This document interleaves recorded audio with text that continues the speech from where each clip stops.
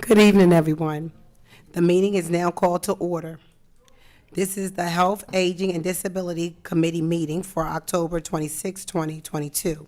I am the Chair, Councilmember Brigida A. Fields for the 5th District. At this time, I will call roll for those members of the committee first. Brigida Fields, Chair, present. Maria Cabrera, Vice Chair.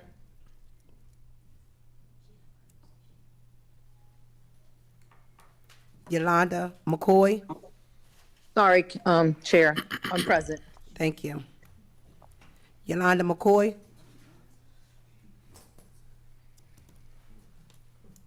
Albert Mills. Present. Cynthia Oliver. Absent and excused. Ernest Trippy Congo. Here. Thank you. Before we start the meeting, I would like to do a moment of silence for one of my colleagues, Honorable Loretta Walsh. She passed last night, so if we could just take a few seconds just to honor her, I would appreciate it. Thank you.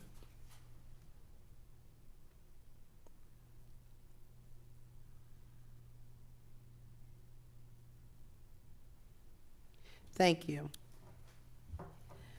As a reminder, only members of the committee should be making motions and seconding.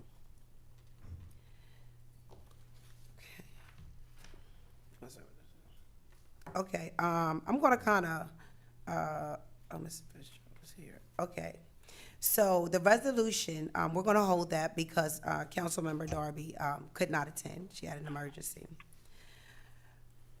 Can I, the next piece, on the agenda is the update on seniors' concerns at Parkview and Crestview high rises by Wilmington Housing Authority Executive Director Raymond Fitzgerald. Yes.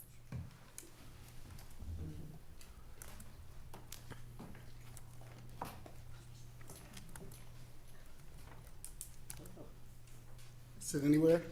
You can sit anywhere you want, yep.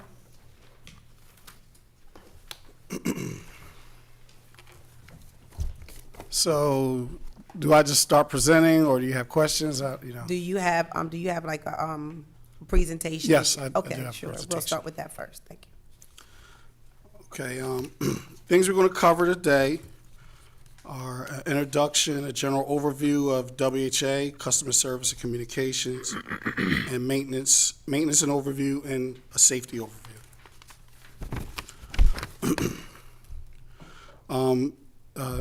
I have my name listed, my phone number, my email address. Our sections are low-income public housing, Section 8, finance, information technology, maintenance, procurement, resident services, security, human resources, youth build, and I forgot one, development. Development are the folks that develop our properties, get money so we can develop, renovate units, things like that. I'm trying to go through this fast, so. You're fine. Okay. So, agency demographics, I have our website listed, I have our commissioners page listed. We have approximately 100 staff members. We have 1,500 plus public housing units throughout the city. There are 5 high-rises, Hurley, Compton, Baynard, Parkview, and Crestview. 5 mid-rises, 1802 West, Madison, Kennedy, Evans, and 201 Poplar, and 3 family sites, Riverside, Southbridge, and scattered sites. Have an asterisk next to Parkview and Madison. Technically, those units are tax credit units. Technically, they're not WHA, they're a separate nonprofit corporate entity, but for all intents and purposes, they're managed by WHA. Just wanted to be clear. Also, we have 2,000 plus Section 8 vouchers. Some of the different types of vouchers we have are Veterans Assistance, Supportive Housing, Veterans Affairs Supportive Housing vouchers. Those are called VAST vouchers. There's a link to information about that on all of these. Emergency housing vouchers, they're relatively new. Those are vouchers that are issued to help alleviate homelessness. Single room occupancy vouchers, those are vouchers that where we have like congregate living, things like that. And foster youth to independence, those are vouchers for youth that are aging out of foster care. Customer service and communication. So I started this job on April 21st, April 2021. And so far, since I've been here, we've had 10 or more meetings at Parkview where we had either one-on-one meetings with residents, the resident council, or groups of residents. We've had 8 to 10 meetings at Crestview. We have multiple meetings at all other WHA sites. And so far, we've met with 100% of resident meeting requests in my office or on site. So at no time has a resident ever asked to meet with me that I told them we couldn't meet. Agenda for these meetings, this is mainly the group meetings and we have it on site, are we let them know that our accessibility, my accessibility, their accessibility. I provide my email address and phone number. I also provide the housing chief's email address and phone number. Because what our goal is, so in our housing management units, they have all these internal procedures that they follow that, we have 7 days to do this, 3 days to do that, that sort of thing. I've told some of these residents are here, they'll verify that I've told them this, that I don't care what my staff says that is their time frame for answering concerns. If the concerns are not answered in a period of time that's acceptable to the residents should follow up with me or Ms. Rosmini and we'll handle it. Any substantive issues raised during the meeting, as far as I know, we've addressed them 100%. When they tell us there's an issue that we're able to address, many times we're addressing it in real time. So what I mean by that is, while we're talking and discussing issues, if they say there's an issue, Ms. Rosmini attends these meetings with me. She's our housing chief. She's emailing her staff, maintenance, or office management staff saying, hey, handle this now. And they're handling it real time while the meeting is happening. Some of the concerns are concerns that are where our development group has to get involved and, have to get contractors and things like that. Sometimes it takes longer than we would like, but at no time have we been made aware of an incident or concern that we did not address it since I've been in this role. Security, and I've said this to residents, security is our most important objective, but I also explained that it takes all of us to manage security. We can do our part, but if the residents aren't doing their part, it's going to create problems. So when I say that, for instance, by no way, I don't want to give the impression that I'm blaming the residents. But when you have this culture where people don't want to snitch on each other and they see somebody doing something wrong or something that's not safe, letting people into the building, propping doors open, and they don't tell us, there's nothing we can do about it. And oftentimes, residents will request security on site. Well, if the security guards' responsibility are to roam the building from time to time, sometimes at the front desk, sometimes they're in the back, sometimes they're roving the building. Quite frankly, we don't have the resources to provide 24-hour security on site. So what we try to do is be smart about our resources, and we provide 24-hour, 7 days a week, 365 days a year, video surveillance of all of our locations. When I say video surveillance, I mean we got some really good cameras. Like, we can see people, we've got people making from 100 feet away, making hand-to-hand drug deals that we've caught on camera. We like I said, they're monitored 24/7, 365 days a week. And they're also available for residents to call if they see things and something's not happening like it should. They can report to that same group at any time. We also have rovers that staff is pretty much on site from 8 to 5, 8 a.m. to 5 p.m.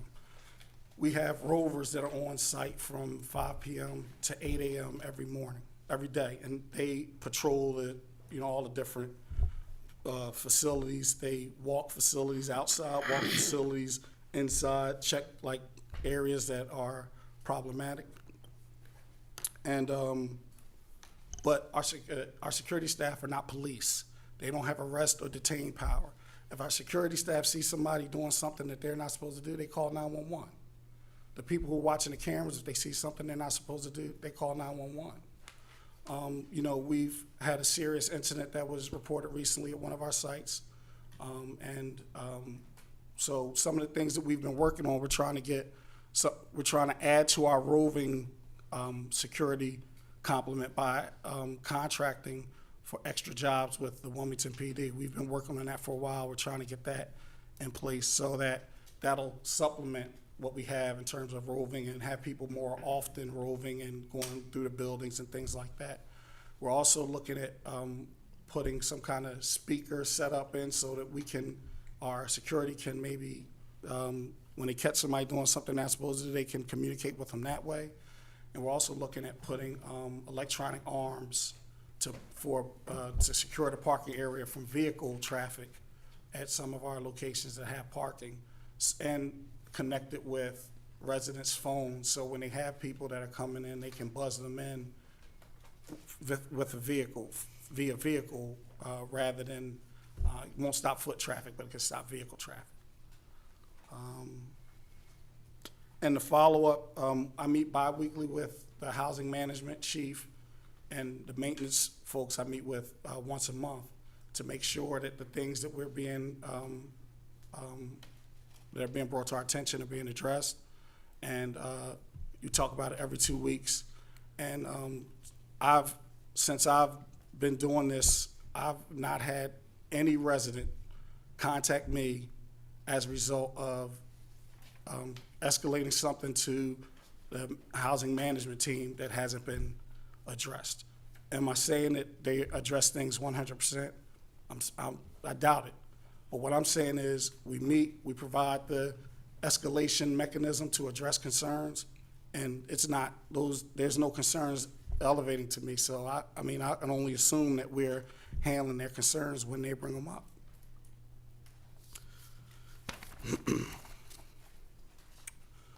Excuse me. Maintenance. So in order to schedule a maintenance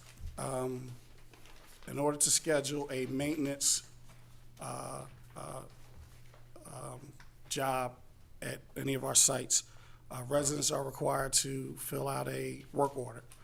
When they fill out a work order, they can either fill it out themselves or they can go and talk to housing management. Housing management will fill out the work order. So we have about 35-ish housing management staff throughout the agency. Emergency work orders are done within 24 hours. That's the expectation. And routine work orders are typically done within 30 days. That's the expectation. I don't have the total figures here, but in the overwhelming majority of the cases where people fill out work orders, we meet these expectations. So far in 2022, there's been 8,524 work orders submitted, and we've completed 8,132 so far this year. I don't have this information, but I would gather that most of the ones that are not completed are ones that are within 30 days for the most part. Maybe there's some that's outside of 30 days, but right now, as of the time I created this report, we had 374 work orders outstanding throughout the WHA. How many? I'm sorry. 374. So that's among the 13 sites. So that's maybe 20-ish per site, which is not unreasonable. And most of those are likely, the vast majority are likely within the last 30 days. At Crestview, pointing out Crestview and Parkview, Crestview has 1,334 work orders at the time that this was created. And there were 79 that were still outstanding. Parkview has 500 work orders and 392 outstanding. So or completed, I'm sorry. Completed, the 300 is completed.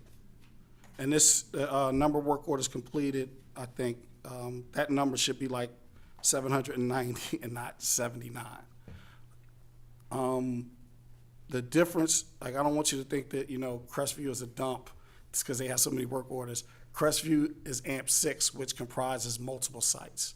Parkview, like I said, because it's tax credit, that's the only site. So I believe in the Crestview AMP is Crestview, Baynard, and 1802 West.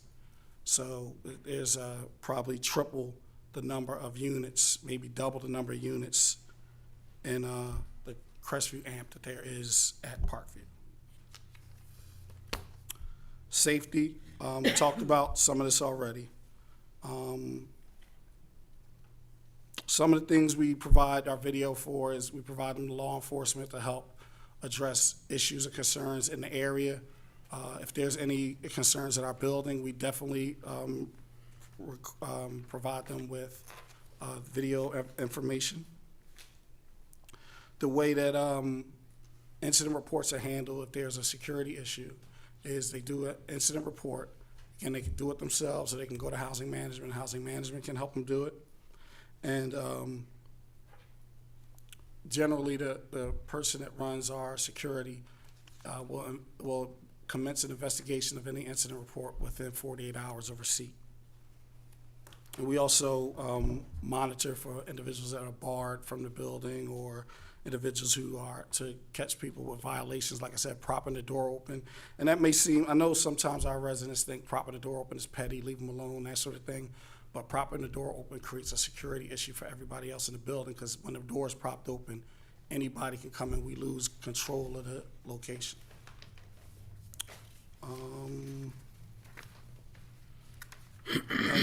Last page, last couple of pages, here's some information to outline some of the security issues that we've dealt with at each of the sites. You know, Crestview, based on location, probably has more incidents than many of our sites.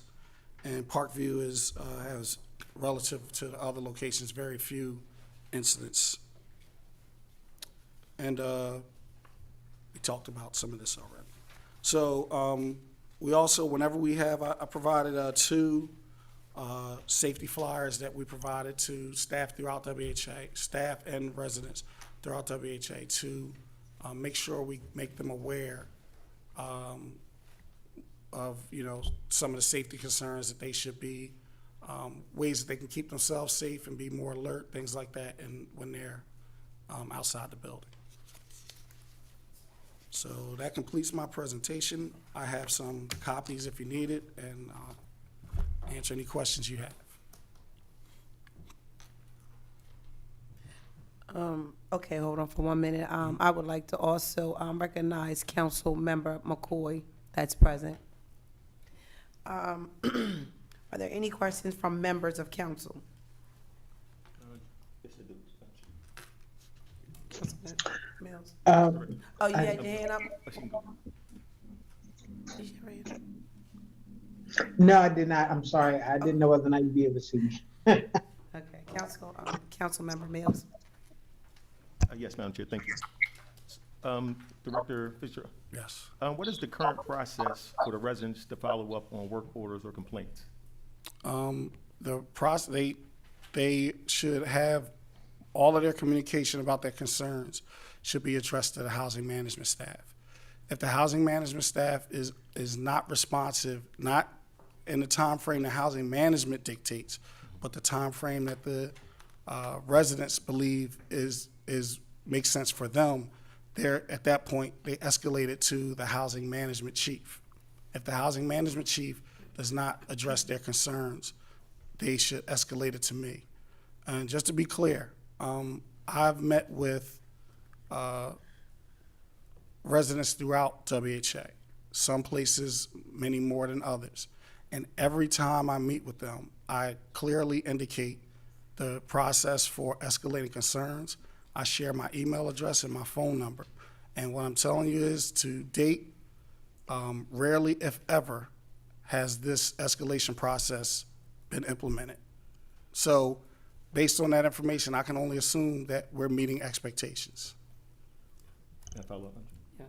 So if it's not escalated to you, you're considering the matter to be closed? Well, no, I don't consider the matter to be closed. If there's an issue brought to my attention, I follow up with it until I know it's closed. But if there are issues that have never been reported to me, I wouldn't know to consider it closed or open or anything, because it hasn't been reported to me. Can I ask another question? Yes, And the building staff, I mean, I've been on council for just a few months, but I've made several visits to the high rises. And each time I'm there, it's our seniors complaining about issues, mold, safety, no security guards, things of that nature. And a lot of the complaints deal with staff as well, that not just the availability of staff, but the treatment that the residents get from your staff. So is there I guess the first part of the question is, what's the availability that the staff should be available to the residents when they're in the building? So I believe that most of our locations have office hours. The staff should be available during their office hours. I believe like some days, like for instance, I know at Parkview, I think at Parkview, if it's still the case, that Friday is a day that the staff will shut down Don't see anybody, correct? because they want to complete paperwork and things like that. And I also know at Parkview I guess since the time I started April 2021, up until maybe the last 6 months or so, they were short-staffed there, and we just addressed that. We have a building manager there now. It's my understanding that, she's making progress and folks are satisfied with her as far as I know. And so I know at Parkview there were some concerns because we were always providing coverage staff, and they didn't have dedicated staff. They had one dedicated office staff member and maybe a clerical person. So there was some challenges at Parkview particularly, but many of our housing management staff cover multiple sites. So we'll have a housing manager and an assistant housing manager. What I'm not going to do is mislead you and tell you that I know that they are at every site all day, different. Like what makes sense to me is they're at each site. If a housing manager is at one site, the assistant manager is at another site, and there will be some kind of rotation. I know that that's what's expected, but I can't. If somebody told you that wasn't happening, I would not dispute it because I don't have that information. But if somebody reported it to me, here's the thing, if I don't let anything go. So if somebody reports something to me, I'm going to address it. And maybe it gets addressed and whoever reported it doesn't like the way it's been addressed. But I address every single concern that's reported to me, no matter what. And in terms of accessibility, I'm gonna give you this example, just so you know how serious I am about accessibility. I was in a meeting yesterday with one of my staff members and a resident from another building, like where our office is, we're connected to the Hurley building. So sometimes those folks catch me coming in and out, and it's fine. We talk on the way to the building or on my way to my car. But a gentleman came by, I didn't know who this gentleman was, and he knocked on my window when I was in a meeting with somebody else. And I looked at him like, why are you knocking on my window? He said, I need to talk to you. I said, go around front and make an appointment. He walked around front, made an appointment. We gave him an appointment for the next day. So, and I just met with the guy today. This happened yesterday. And I'm not saying that to beat my chest or anything. I'm just saying that if somebody calls me and says they have a problem or somebody asks to meet with me, I meet with them and I address their issue. If I give folks my email address and my phone number and they don't reach out to me and tell me they have concerns, but then when you guys show up, they tell you they have concerns, that's fine, we'll address the concerns. But they don't have to wait. They can get their concern addressed immediately if they bring it to my attention. Okay, thank you, Mr. Fitzgerald. I'm going to kind of switch the meeting up a little bit. I'm going to ask my colleagues just to hold with their questions, and I'm going to ask that the residents come up and speak. You have 3 minutes to, discuss what you want to discuss, and we're here to listen. So, whoever wants to come up, they can. Okay. And please make sure you introduce yourself, say your name, first and last name, and where you live at. You can sit right there. Right here? Yes, ma'am. Okay, my name is Donise Ryo, and I'm from Parkview. And a lot of the things that Mr. Fitzgerald said, I do not agree with him none whatsoever, because I have not seen the effort that they put into making sure that the seniors in that building are taken care of. And a lot of the seniors, it's in their 80s, some of them are in their 90s, some of them is close to 100. Do they think that those people are capable of taking care of themselves? They can cook, or they have aides come in and take care of them. But they can't write down all of this on a piece of paper to say what's wrong. And people like myself, I speak up. I go into the office and let them know what's not right and what should be getting done that's not getting done. And I email downtown where Mr. Fitzgerald is, and there's still nothing done. I put a work order in May the 31st. I had a stroke. I put a work order in to get a light bulb put up there in the ceiling that I need to go to the bathroom at night. Do you think I got that light bulb done? I got that June the 25th. Now, that's not right. And that means that the office is not taking care of the work orders that get to them or whoever they should be taken care of. That's not right. I come in the house at night, there's 2 men in the parking lot. Do you think a camera is gonna catch the 2 men in the parking lot? For me, they gotta walk from the back to the front? No, they're not. I come in one day, the man is in the car with the car running asleep. Do you think that's right? Last week, the man was up under the steps. I don't know what he was doing, urinating or whatever. That's not safe for seniors. I'm outside, and the lady said, "Can you open the door and let me in?" I don't know that lady. I'm not letting her in. Guess what she did? Poured the door like this and snatched it wide open, broke the door, and walked in. That camera down there at a Kennedy might have seen her or did not see her. Evidently didn't see her. They didn't come. So, it's just so much stuff going on there. I came in and the water was running down the ceiling and to the floor. I called the maintenance. I called the number that I had. They told me I had to call maintenance. They told me, first they asked me, did I have COVID? It ain't got nothing to do with that downstairs. I'm going upstairs on 12th floor, and that's downstairs on the 1st floor in WHA. And then I said, let me go back down here and check to see if they came, because a lot of these people, they could fall in that water. And then I looked in the inside, and the water is inside of the door. I came back down later, it's still there. That's not right. I got it, thank you. That's not right. They're doing a lot of stuff. I smell mildew so bad. I come from West Virginia. We have coal mines. You have black dust in your nose from your lungs and everything. I got it over in that building in Crestview. Where'd that black come from? And I don't see nobody addressing, and I speak on mildew and mold. I done brought them people in my apartment 3 times. I asked them, I wrote a work order for them to change my blinds. I went there 2 years ago. You think my blinds has changed? I don't know what them people had, TB, anything they could have had on them blinds, and they black and they dirty. And the man came up the next year about them blinds, the next year, Mr. Fitzgerald, about them blinds. And when he came up, he said, I came for your blinds. He should have came and fixed my blinds. You know what he told me? Your blinds is not broke. He gave me a stick. Now, how am I put the stick way up there to turn the blinds? I said, I'm not opening them dirty blinds. And when you go in the office, they do not even treat you like you're human. You say, you know what I mean? No, I don't. That is not how you talk to old people. You got mothers and grandmothers, and you should respect them people the same way you respect your mother and grandmother. You wouldn't want to put your mother nowhere like that. That's all I got to say. Thank you. Next. Thank you.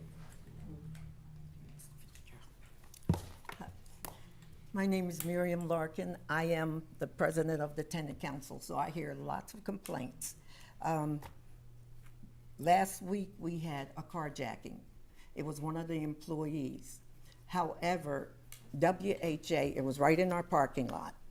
They knocked her down, took her car. No one thought to let us know that this had happened, this incident, and we park in that lot and we're back and forth. On Thursday, we get a flyer tell us about safety precautions. However, it never addressed what had just happened. 4 days later, we get this in the mail. Now, I think that someone should have thought enough of the tenants to get us together and say, look, there has been a carjacking, and we need you to be extra vigilant.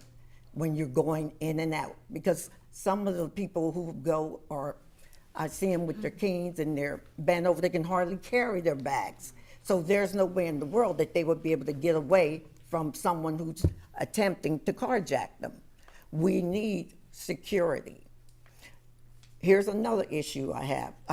There are many.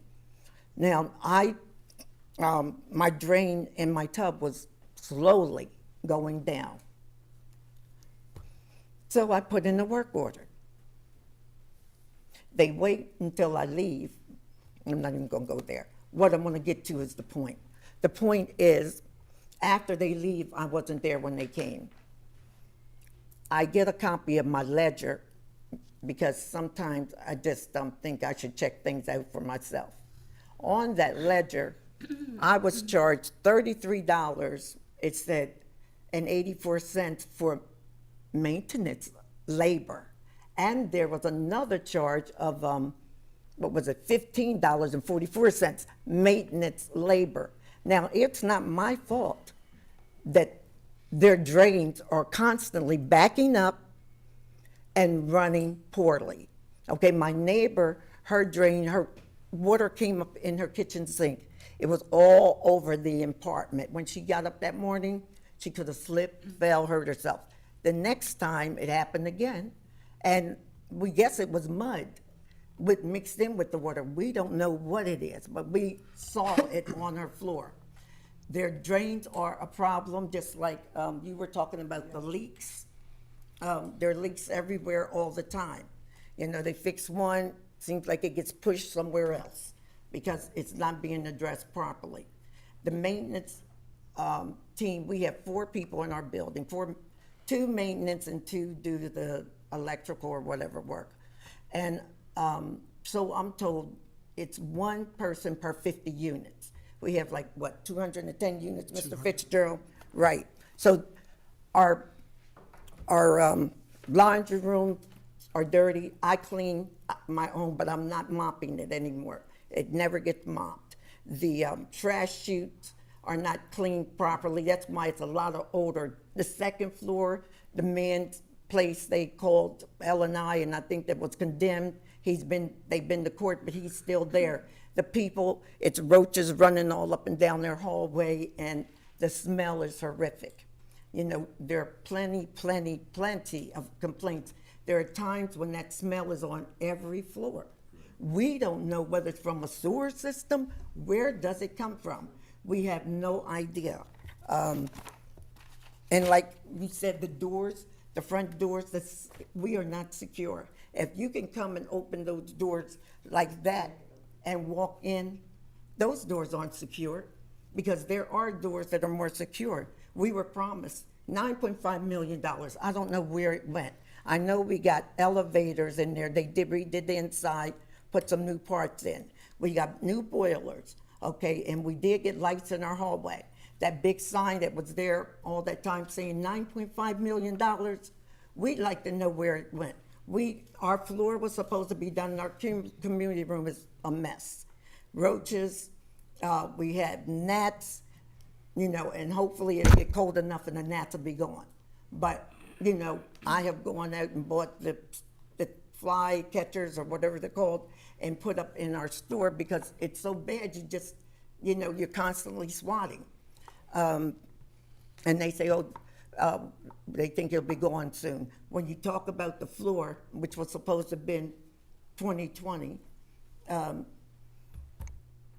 in due time, but yet they put new floors in their little conference room, and they took the room where people sit for the bus and wait for their rides.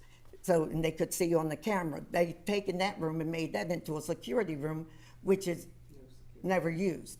And they got a new floor there. However, ours is to be whenever. You know, it's like the tenants are not important at Parkview because the community room is where we do spend a lot of time.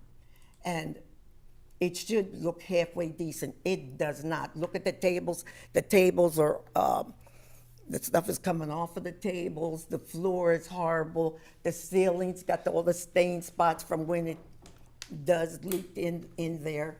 And the hallway It's the same. And then what they do is they don't take those drop ceiling pieces down. They spray paint it over top of it. Now, we had one lady who had, her bathroom had been a problem forever and a day. Black mold came out. When they actually took it, they had to fix it and take it down. Yes, anytime there's water leakage like we have, there is mold somewhere, but if you don't look for it and don't fix it, that's a problem. And let me see here. We asked for arts and craft room. We still haven't gotten an arts craft room that we could lock our supplies up and put in there. We asked for a computer lab. Oh, we're working on it. Everything that is for the tenants, they're working on it. It's a new office downstairs. Maybe that's why they got the new floor down in the ground floor. They got a new floor, new lighting, and a bathroom put into one of the offices down there. Maybe someone's coming to rent. But the tenants are not a priority, and that's for sure. I could go on, but I have a letter here, as a matter of fact, too, from one of the tenants. It's about the parking lot. She saw people congregating in the parking lot. So then another car. They called security. She called security. And it says here, I called security. Lady did not seem to know what to do. Then phone went into static and she hung up, never called back again. So that's just a few of the things that we deal with. There's bingo every Tuesday and Thursday night there, and then they play cards afterwards. It's 11 o'clock. They wanted a later time, but they treat us like we're kids, okay? We're not children, we're grown up, and we would like to have some enjoyment. If they want to play to 12, 1 o'clock, what is the problem? They're not hurting anybody. They sit there and they laugh and have a good time. What is the problem? There's nothing else to do at Parkview. Thank you.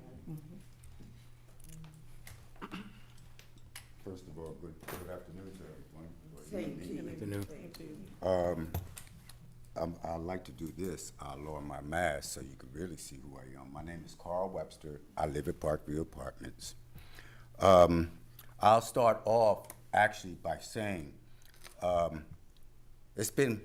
October was 2 years from an incident that occurred at Parkview based on Mr. Hill being there and being director. If I was to take that measurement in terms of saying improvement to now, there's a slight improvement. If I was to deal with Mr. Hill's efforts, that's an F.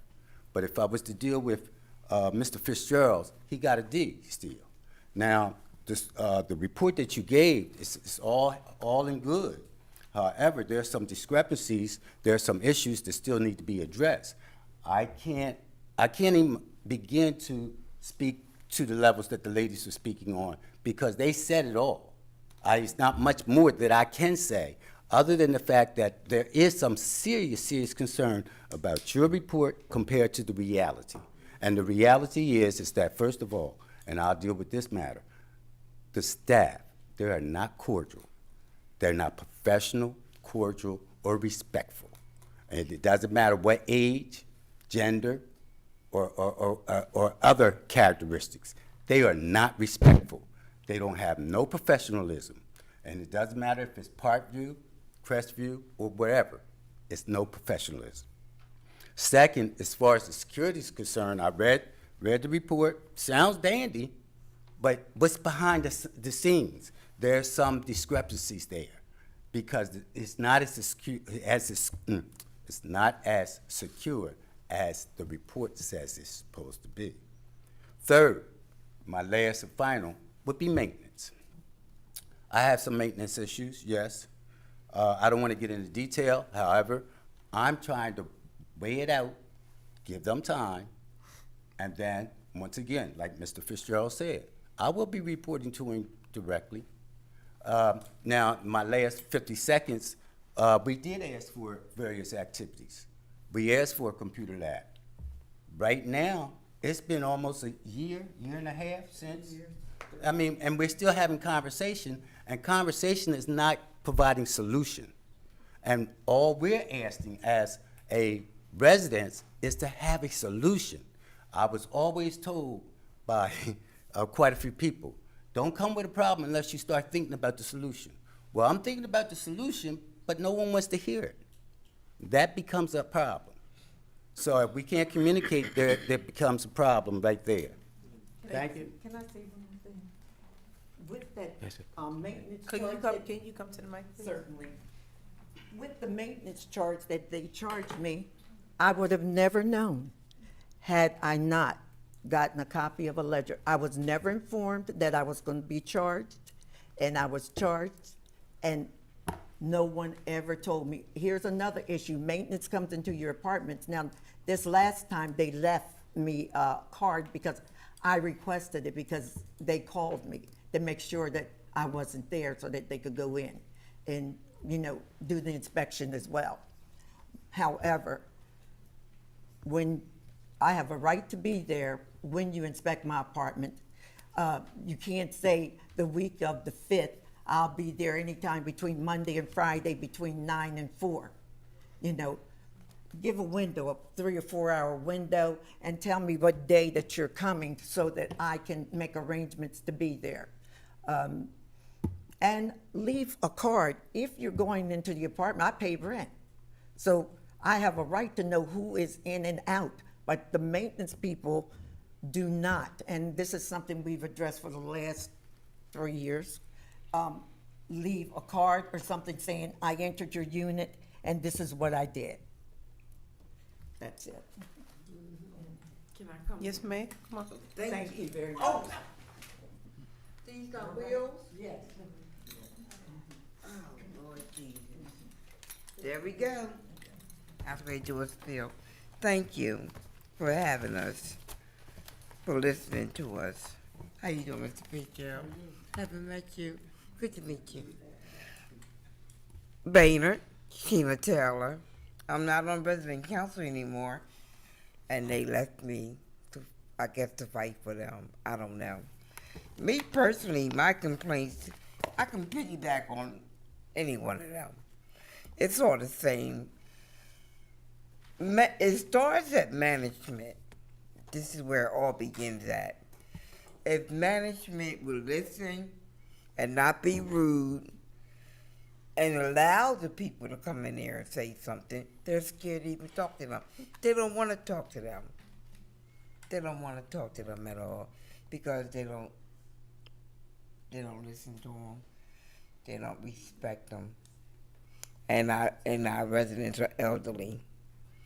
I'm an ex-CNA, so I'm used to dealing with elderly people, and when they have problems, they don't want no issues. So let me be their voice today. When you're 80 and 90-something years old, you have a right to whatever you want. No one should disregard them, walk by them. Don't ask them how they doing today or anything, especially if they getting around better than me and you. We have yet to get to be that age. Such history. And that's between all the buildings, right? Yeah. So management is where it all begins, where they don't respect the people in the building.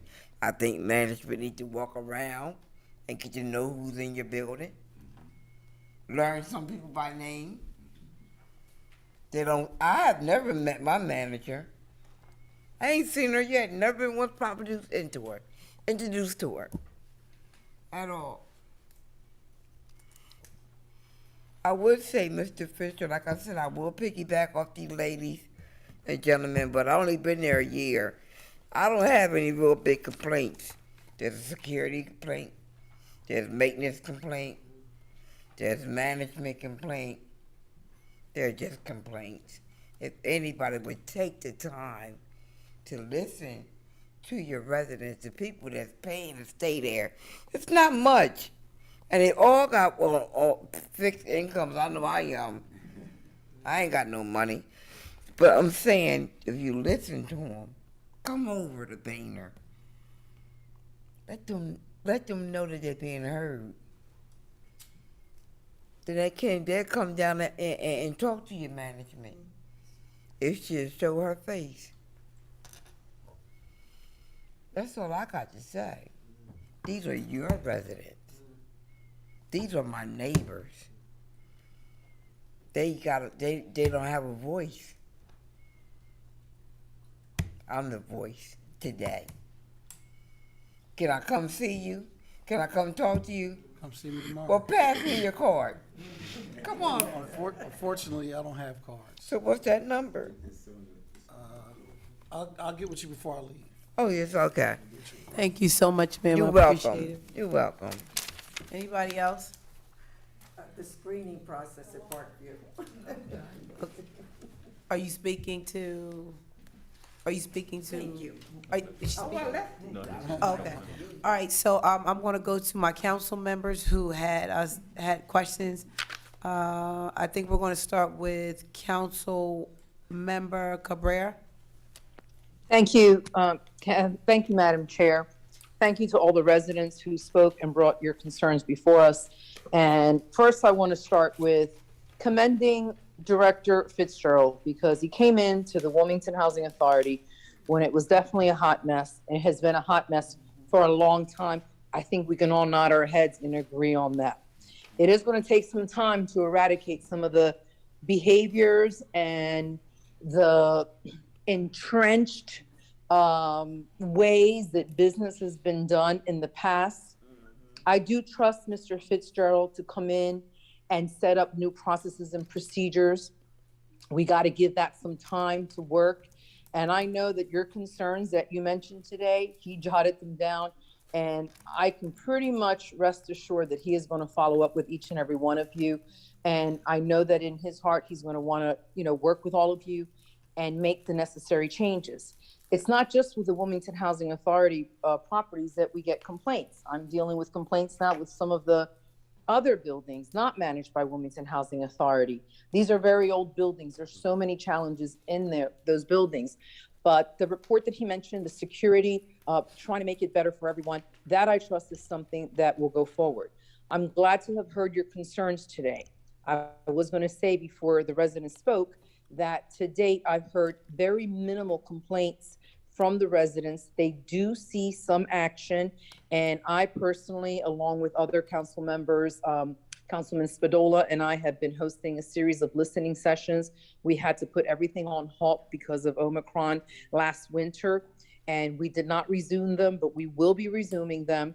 And Councilmember Harley, President Congo, and others have attended these listening sessions. Your state representative, Chukwucha, they have been present. We have had the Register of Wills. We have had the Public Safety Director talk about, getting ready for your exit plan. So we, members of council, because all of council are invited to these listening sessions, are here to hear you. We're going through all the high rises in the city, not just the WHA-owned properties, to listen to your concerns and make sure that we connect you to the right departments, the right people, and the right entities, because not all of it falls within the city of Wilmington. So I want to thank the director for his report and for the work that he's doing. I know personally that when he was with the Medicaid office with the state of Delaware, he revamped that whole office to improve services. I think you got a good guy on your side, so let's give him a chance. And Mr. Fitzgerald, I trust that you will follow up with the concerns that were brought before us in this meeting. And we are here to help you and hear you, our residents, our constituents. As the chair of Housing and Community Development, please know that I'm here to listen to your concerns, anything that I can do to make sure that if we have to get our inspectors out there to rectify any problems, that is also handled. However, I know that I will be respectful and working hand in hand with Mr. Fitzgerald to give them an opportunity to make the wrongs right and to give it a little bit of time, because this has been a culture of disregard for a very long time. But the one important point that I would say to you, Mr. Fitzgerald, and to any other of these building managers out there, not just WHA property, please have your managers respect the residents. They are elderly and they should be treated like gold. They should not be spoken to as if they're children and spoken down to, because that is the number one complaint that I get more than anything else. The disrespect that is shown to people. Treat them as you would your own mother and your own grandmother. That is all that I would ask, is that we make sure that the managers that are working in these buildings show that respect. Thank you very much. Thank you, Madam Chair. Thank you. I believe we have Councilmember McCoy. Thank you, Madam Chair. I wanted to know whether or not I can actually pose a question to Director Fitzgerald. You may. Okay. Mr. Fitzgerald, just wanted to know whether or not has WHA ever hired like an outside contractor to investigate an issue? Typically, if we have issues that are staff issues, we've done that in the past. But I would presume if we had a serious resident complaint, we would do something similar. But I mean, nothing has been reported or risen to that level since I've been in this role. Okay. May I follow, Madam Chair? Yes, you may. And so I just wanted to know whether or not has there any been, since you've been in there, because I know it hasn't been that long, since you've been in there, has there been any type of any problem that's been where it's a unit has been deemed uninhabitable? Like, for example, no heat or mold or anything like that. Has anything arisen to that level? Well, mold is so let me, if you're talking about inspections, every Yes. year the public housing units are, an inspection is done called a reactive inspection. It's not every unit, but it's a percentage of units in all our different locations. So that's done every year, and then they tell us what needs to be fixed or addressed, and we do that and we get a score. So there's oftentimes when those inspections occur, or through general inspections or resident reports, there's issues with mold or things like that. Yes, that is not an unusual occurrence, and we address those typically right away.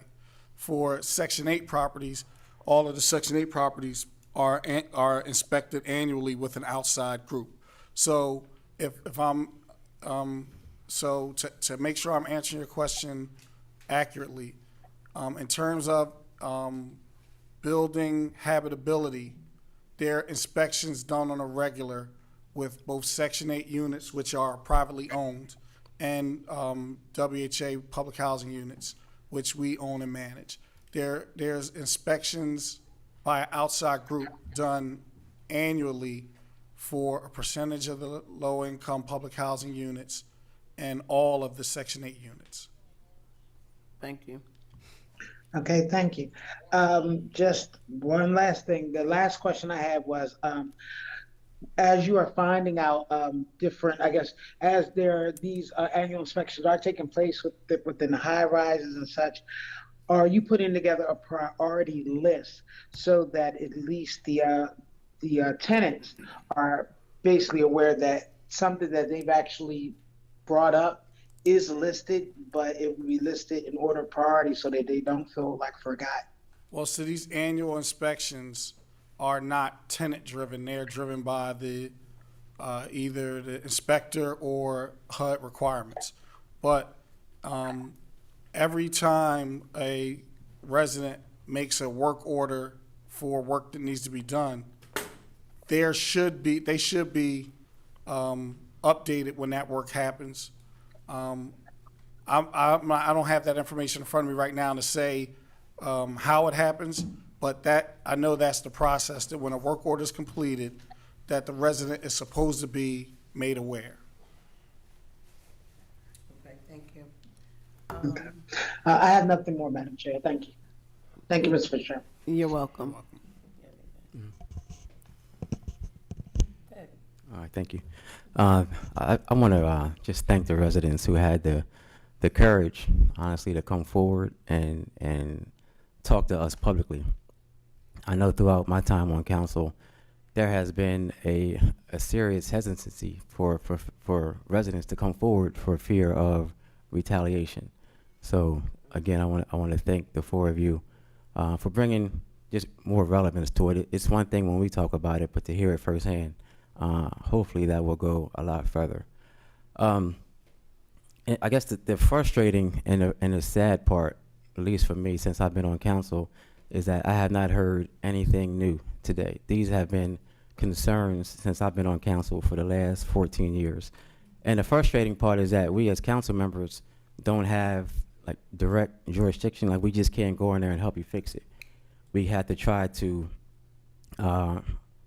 just get you guys together and see how we can come up with some certain solutions. But for these same concerns to be going on 14 years later is just not acceptable. And I guess, Director Fitzgerald, you have to understand, or at least where I'm coming from, and I think I'm speaking for Council Member Fields and Mills, and other council members too, is that we're coming to you as council members, but we were born and raised here.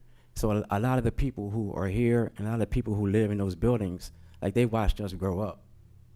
And like to hear like these horror stories, it's just not acceptable.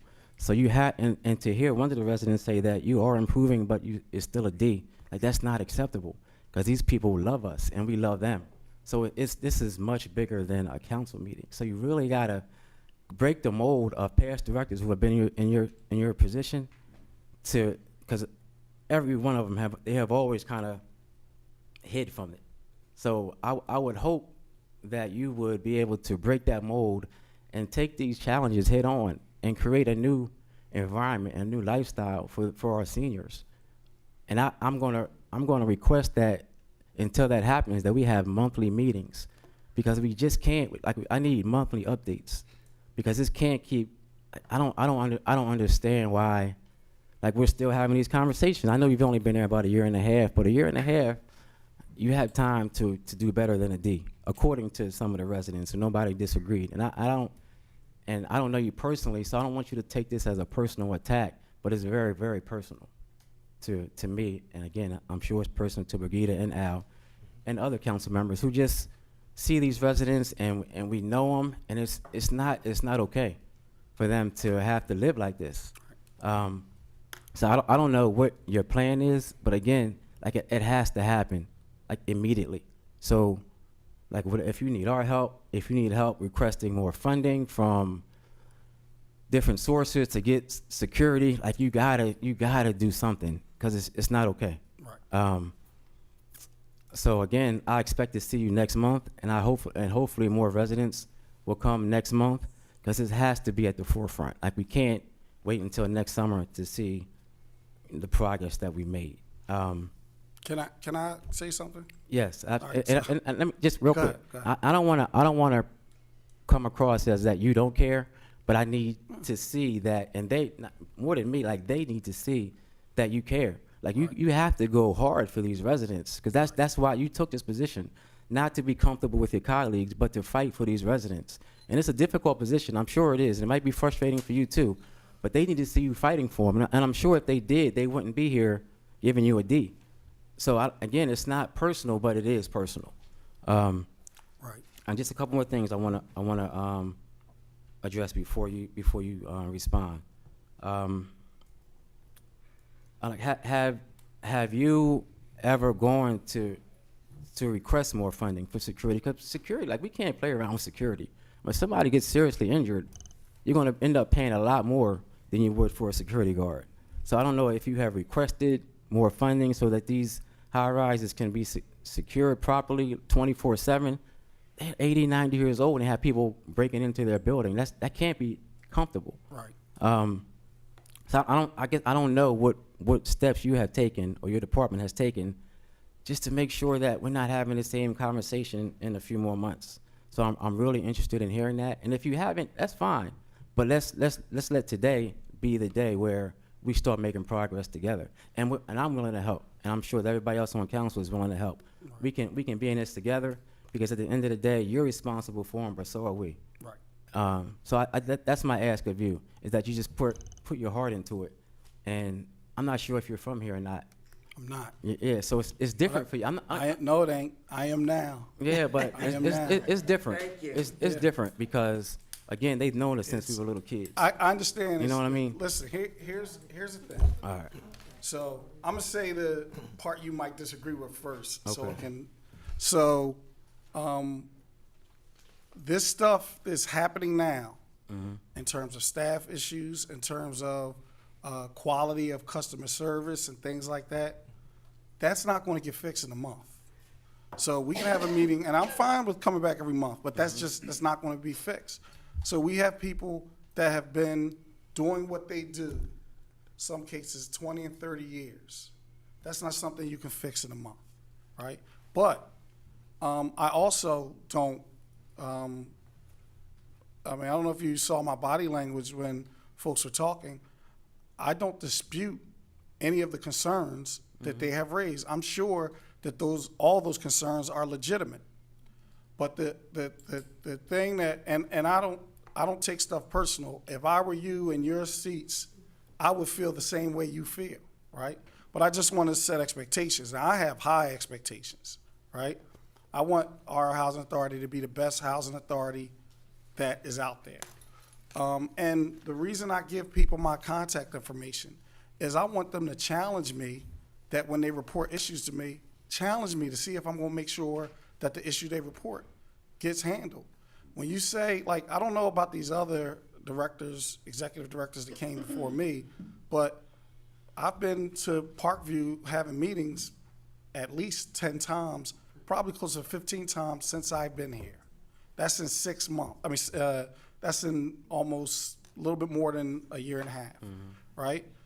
I've been to Crestview a number of times. I've been to all the locations at least 5 times. Not 5 times to visit, 5 times to meet with the residents. So these people are my folks. You know what I mean? I mean, you grew up with them, but I got them now, right?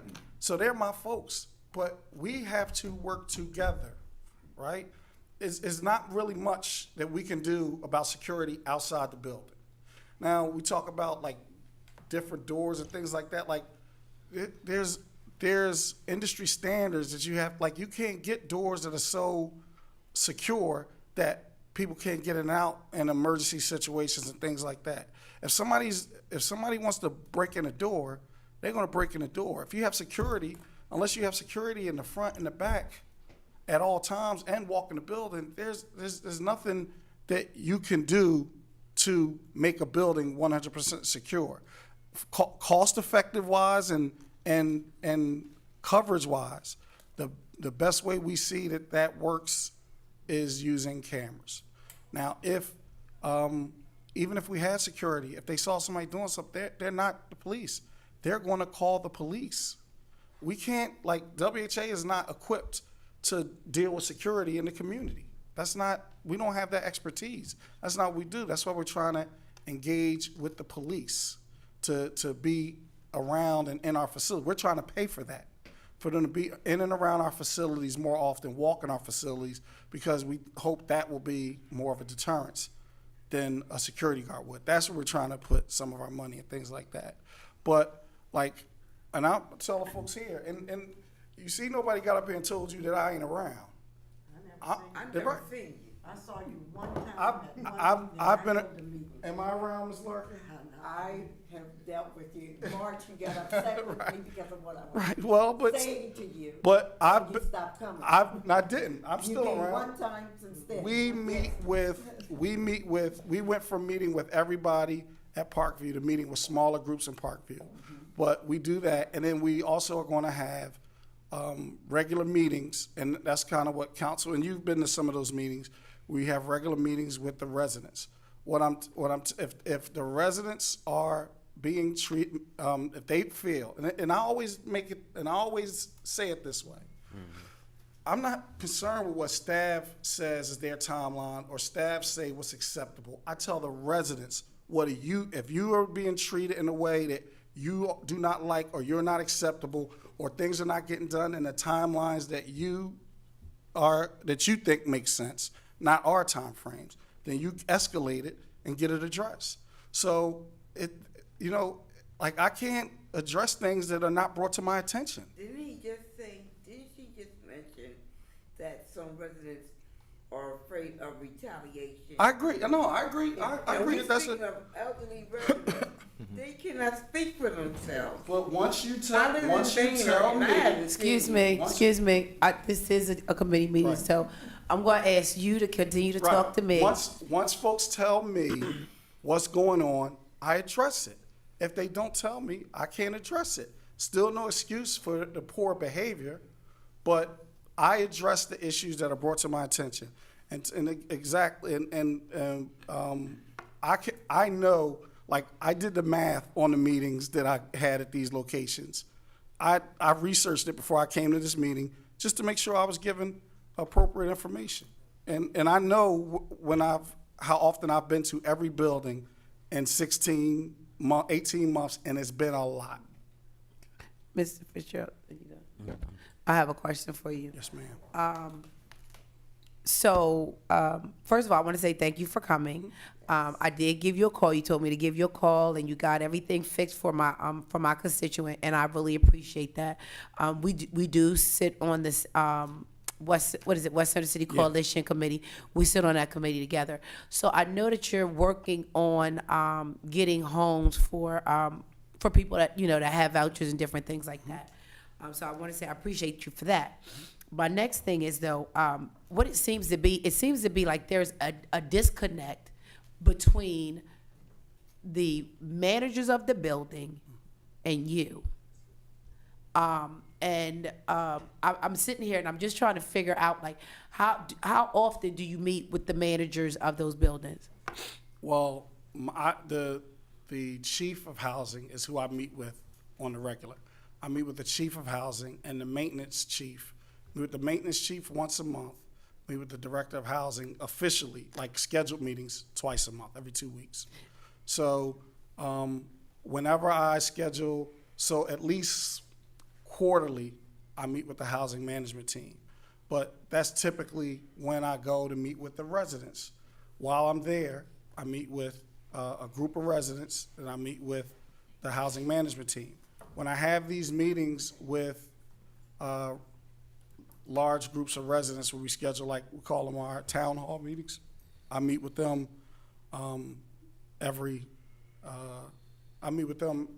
that's once a year. That we have meetings throughout the year with smaller groups. Okay, can I ask you another question? Mm-hmm. So, your deputy, so she's the one that gives you the information that comes from the managers of the building. Is that correct? Yes. Yeah, okay. So, yeah, I just really think it's a real disconnect there. I think that I just think that we need to make sure that the connection is there and you're getting the information. And it seems to be there's a lot of issues with the mold and mildew. And we're not going to sit here and talk about it right now, but I do want to have a meeting with you. I do want to sit down and just see how me as a council person can help you with the residents of your WHA buildings. Now, I don't even think I have one. I think what I have Quaker Hill, and that's not even WHA. But the thing is, I call the seniors my babies. Right. I do. That's what I do.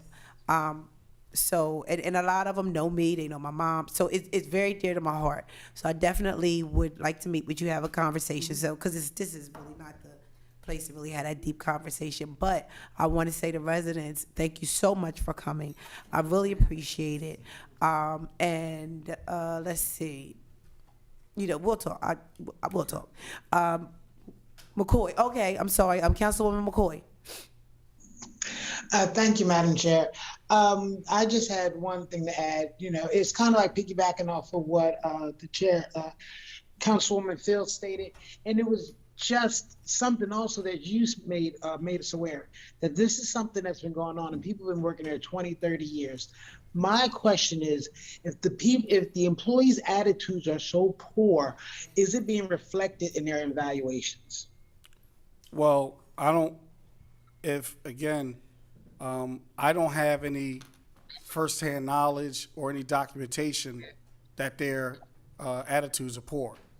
I'm not disputing anything anybody's saying, but we can't give somebody a poor evaluation because somebody in the meeting says their attitude is poor. So when we're asking folks to report, when we're asking folks to report their concerns to us, and then they don't, I mean, we can't just act on, anecdotal information to give somebody a bad evaluation. Well, Mr. Fitzgerald, I'm sorry, I'm cutting you off, but I do understand that, and an evaluation is something that's done annually. Right. I'm not saying one conversation that's actually happened here at the city county building will reflect someone getting a bad mark. But what I'm stating is, as you were stating, like these things are ingrained 20 years or more, and so I would hope that these people actually are being evaluated, so you'll see whether or not there's any type of there's an occurrence and you actually recognize a pattern. I said, because if that's the case, whatever, that may be something you can address. Right. I'm like, Well- I don't want to see people lose jobs. I want to see people's behaviors corrected so that they can treat the people that they are, that they're here to basically bear service to, have them, have a better rapport. Well, I'm not into making excuses, and I understand exactly what you're saying, but we have to have the information. Like if what I told you about 20 years ingrained was basically when people are saying issues exist, in many cases that's the situation. But we need the information from the people who are being affected in order for us to address the behavior. If we don't get that information, it makes it hard for us to make anecdotal. What I'm saying is, and folks behind, I want to know every time they feel like they've been disrespected. I want to know every time they feel like their work order has not been addressed appropriately. I want to know every time they feel like they've been not heard. I need to know that so we can address it. All right, thank you. That's all I had. Okay, we can kind of keep going and going, but my question to you is, would you be willing to come back to the next meeting? Come every month, like you said. Okay, if you I want. appreciate that. I appreciate that, and we'll have more residents come, and we'll just see how things progress within the next month. Because I am going to work with you. Mm-hmm. I'm going to call you. You already know I'm gonna call you. You already know I'm gonna call you. I'm on you. But I do appreciate you taking the time. Thank you so much, Mr. Fitzgerald. Appreciate it. Do you want me to leave these here? Oh, you can leave them right over there. Okay, next we have a presentation on Healthy Village Program by Executive Director Lillian S. St. Francis Hospital. Thank you, ladies, for coming. Thank you so much for having us. Thank you. We appreciate it. Thank you. You're welcome. We are being excused, right? You can leave if you want to. You want to listen to us? Thank you so much. Yeah. Have a safe travel. Safe travel home. Unfortunately, I'm vibing someone. Yeah. Go get that information. Okay. Good evening. Good evening. Much easier than it looks. It's Yeah. show off. Thank you all for coming. Thank you all for being patient and waiting. I truly appreciate it. Thank You have the floor. Good evening, Madam Chair, Mr. President, and all the council members. And we really appreciate the time that you've given us tonight to just let you know of a project that is going on at St. Francis, started about a year ago. And my colleague, Kathy Cordillo, who is the regional director for our advocacy for the region, and St. Francis is part of the Mid-Atlantic region of Trinity Health. My role is Regional Vice President for Community Health and Wellbeing and acting as the Executive Director for the Healthy Village at St. Francis. And so we could go to the next. You can advance the slide. Yeah. So one of the things that we really believe at Trinity Health is that if we are known as an organization that does more for its communities in connecting clinical care and social needs, then we will have made a difference. And we truly believe that. That's part of our mission, and that, I think, will resonate in the presentation today. So this is not anything new. This was the priorities of the Community Health Needs Assessment that was done 2 years ago. We will be redoing a Community Needs Assessment next year. And so the challenges that our Wilmington is facing is equitable access to health care, substance abuse and mental health, impact of trauma on health due to gun violence and crime, career training and education, and affordable housing. So about a year ago, we started to look at St. Francis Hospital and trying to decide what we wanted to do for the healthcare, in what we provide in the hospital, but what's most important to our community members. And so we looked at the hospital, and it's about 98 years old hospital. We originally had that hospital with 400 beds, but we probably have a census of 70 to 75 daily. And so that means there's a lot of underutilized space in the building. We know Christiana's right down the street. They do great care, but we focus that we provide good care, great care, but also that our mission is really taking care of the most vulnerable and the most in need in our community. That's our mission, and that's what we stand by. But as we did probably about 6 months in the beginning of the year, we decided to interview and see what the community felt. Because what we were thinking of, if we have all this underutilized space, why don't we use it in a better way? And so we talk about the patient who comes into the ER, for instance. We do a great job taking care of them clinically. They might get admitted. Most of the time, a patient ends up in the ER because they don't have a family doctor, primary care, access to care. Because of so many social determinants that some in our community are dealing with, it's not something easily that they're thinking about their own health. Oftentimes, they're taking care of grandchildren, raising families. And so we realize that we take that same patient that comes in the ER, they get admitted, obviously.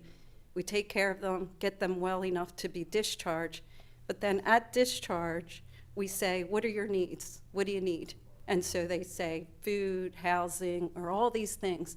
And then we think we do a great job in providing social connections for these folks to do. What we miss is that oftentimes these same folks, these same individuals, sometimes it's not that they're not compliant, it's that they don't have the means or understanding to get that help. And so we want to be able to take that same patient and provide them all those care needs right in the same building. And so when we interviewed, we probably did about 60 intense interviews, sometimes going back 3 or 4 times with the same folks. We interviewed community members. We interviewed community organizations that we do a lot of partnerships with. We interviewed the Latino Alliance community because it's a very large population. And then we also interviewed various legislators with the help of Kathy. And so it was interesting, probably about 90% of the interviews came up with the same 4 needs. It was senior services that they needed, affordable housing, education, job training, and skills development, and obviously behavioral health and mental health services, which is the main one that everyone's talking about right now. So how do we do that, but primary care being our focus and continuing? In no way, shape, or form are we letting out that we're not a hospital anymore, that we're not doing care. The hospital is here to stay. We're still providing those treatment services and acute services. What we're trying to do is do a better job at what makes sense and what collocates with some of these organizations. Next slide. So we talk about Healthy Village, and often as we're talking now, and we've decided after these interviews, we would do a Healthy Village. We started to speak to Dynamis advisors who have about 92 various Healthy Villages throughout the country. But this is the first time that a Healthy Village will be inside the walls of a hospital. And so we refer to the platform as being, it's an integration of being able to provide an improved quality of life, being able to enrich the community, and at the same time, the model's designed to enhance the traditional safety net hospitals, which obviously St. Francis is. So as we select the partners, they're selected regarding the social determinant of health that they address. So the opportunity, we feel that this was the right decision for us to go forward. It's the appropriate safety net hospital for going forward. We truly believe that Healthy Villages will resonate with the future of healthcare. We talk about taking care of a person, but really healthcare is only about 20% of that person's needs. They're not looking at it as the most important. The most important part of taking care of someone is that 80%, that the community, the surroundings, their economics, and all of those things that we often do not address. And yet, if we address those, we will cut down on the times that they come to the emergency room and all of those other issues. And so we believe that it's ideal to have this healthy village at St. Francis. And so we talked about the collaborative social impact investing as the power of the platform. Trinity Health is our corporate, our home office. We are part of 92 hospitals across the country. We received their blessing to move forward a few months ago. We've met all various folks up to Director of Medicaid, as well as up to the governor, to explain what we were doing, and everyone was, yes, let's go for it. So that's what we're doing now. So we talk about the Healthy Village Partners, and one of the things that I say, the only positive thing that came out of COVID was that everybody realized that we cannot do things alone, and we have to stop working in silos. And so in order to provide this whole person care, we need to have these connections and services that support healthcare in one location.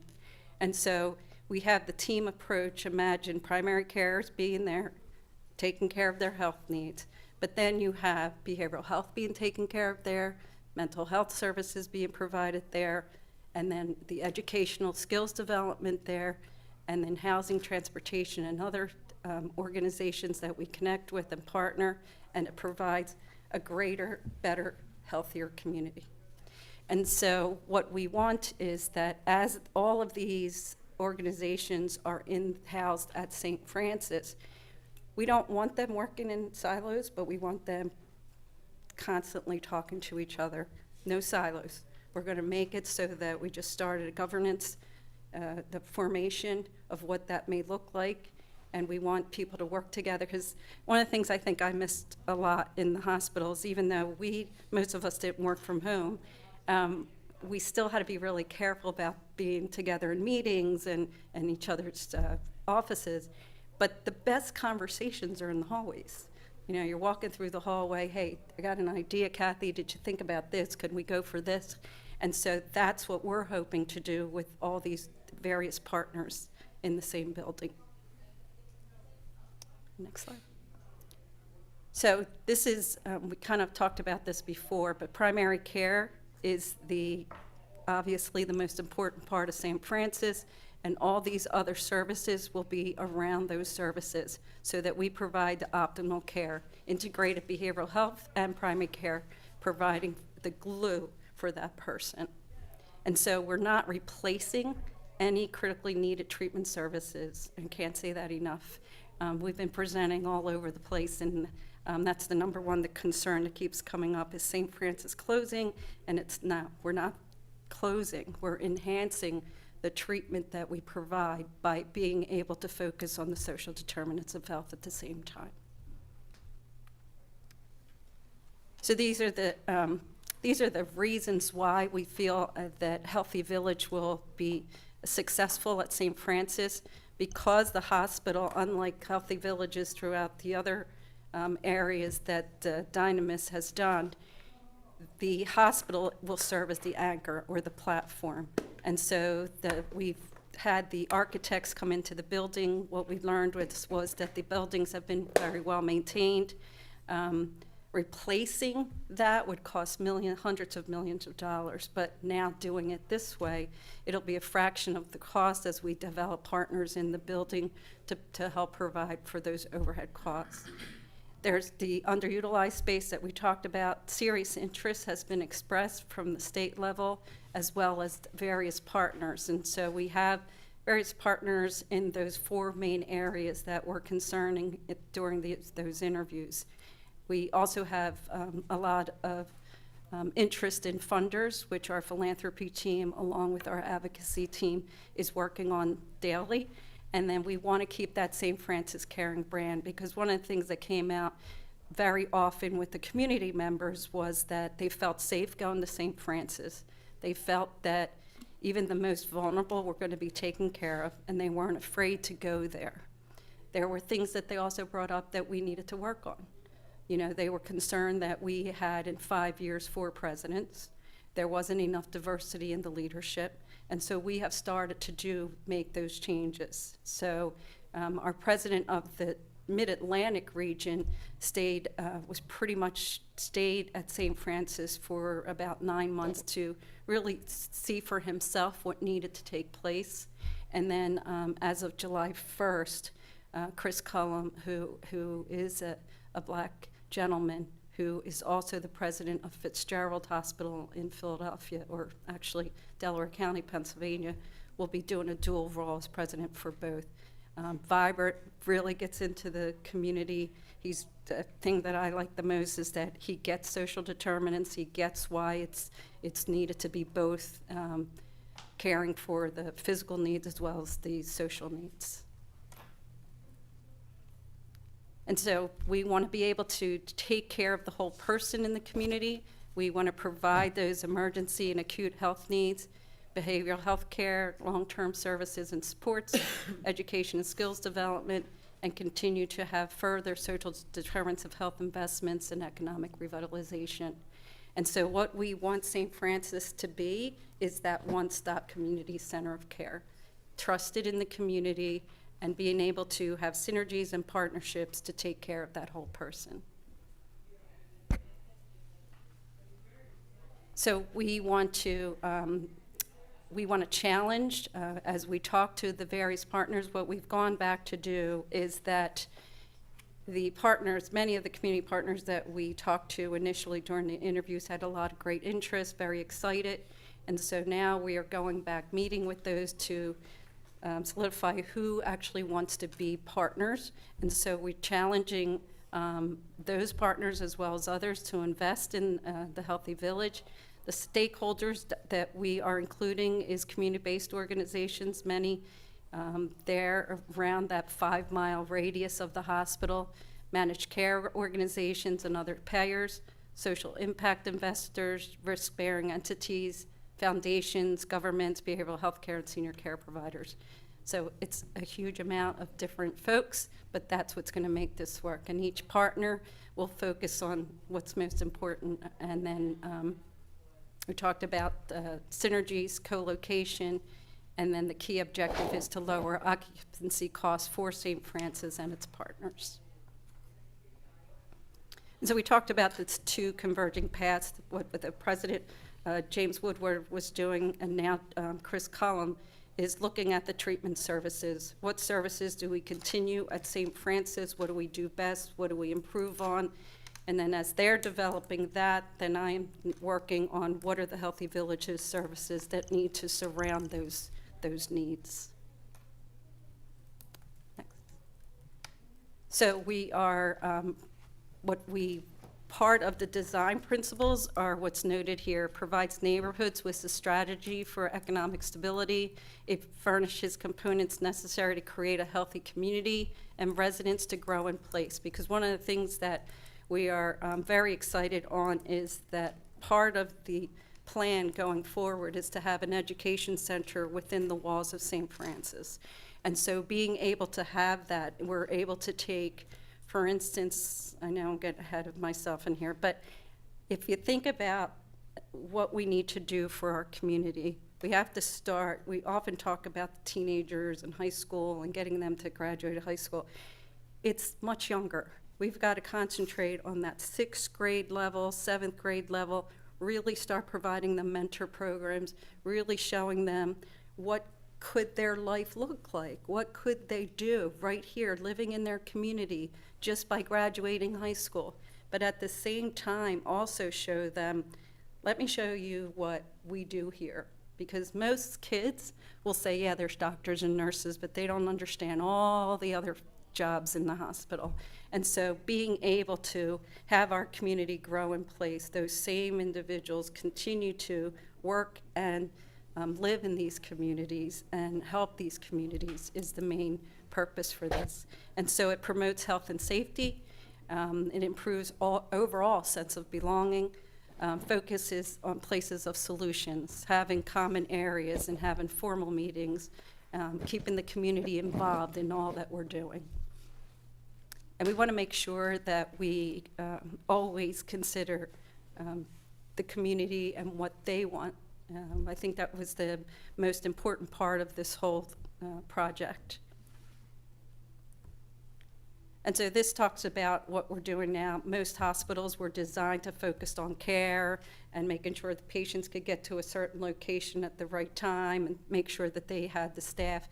What we want to do at the Healthy Village is design those places for informal interactions and free movement of people and ideas. Being able to have patients and those visiting having that quiet, thoughtful, focused spaces so that we can interchange and have social activities. And so the Healthy Village concept and design will help to do that. So right now, this is what we're doing and creating the platform.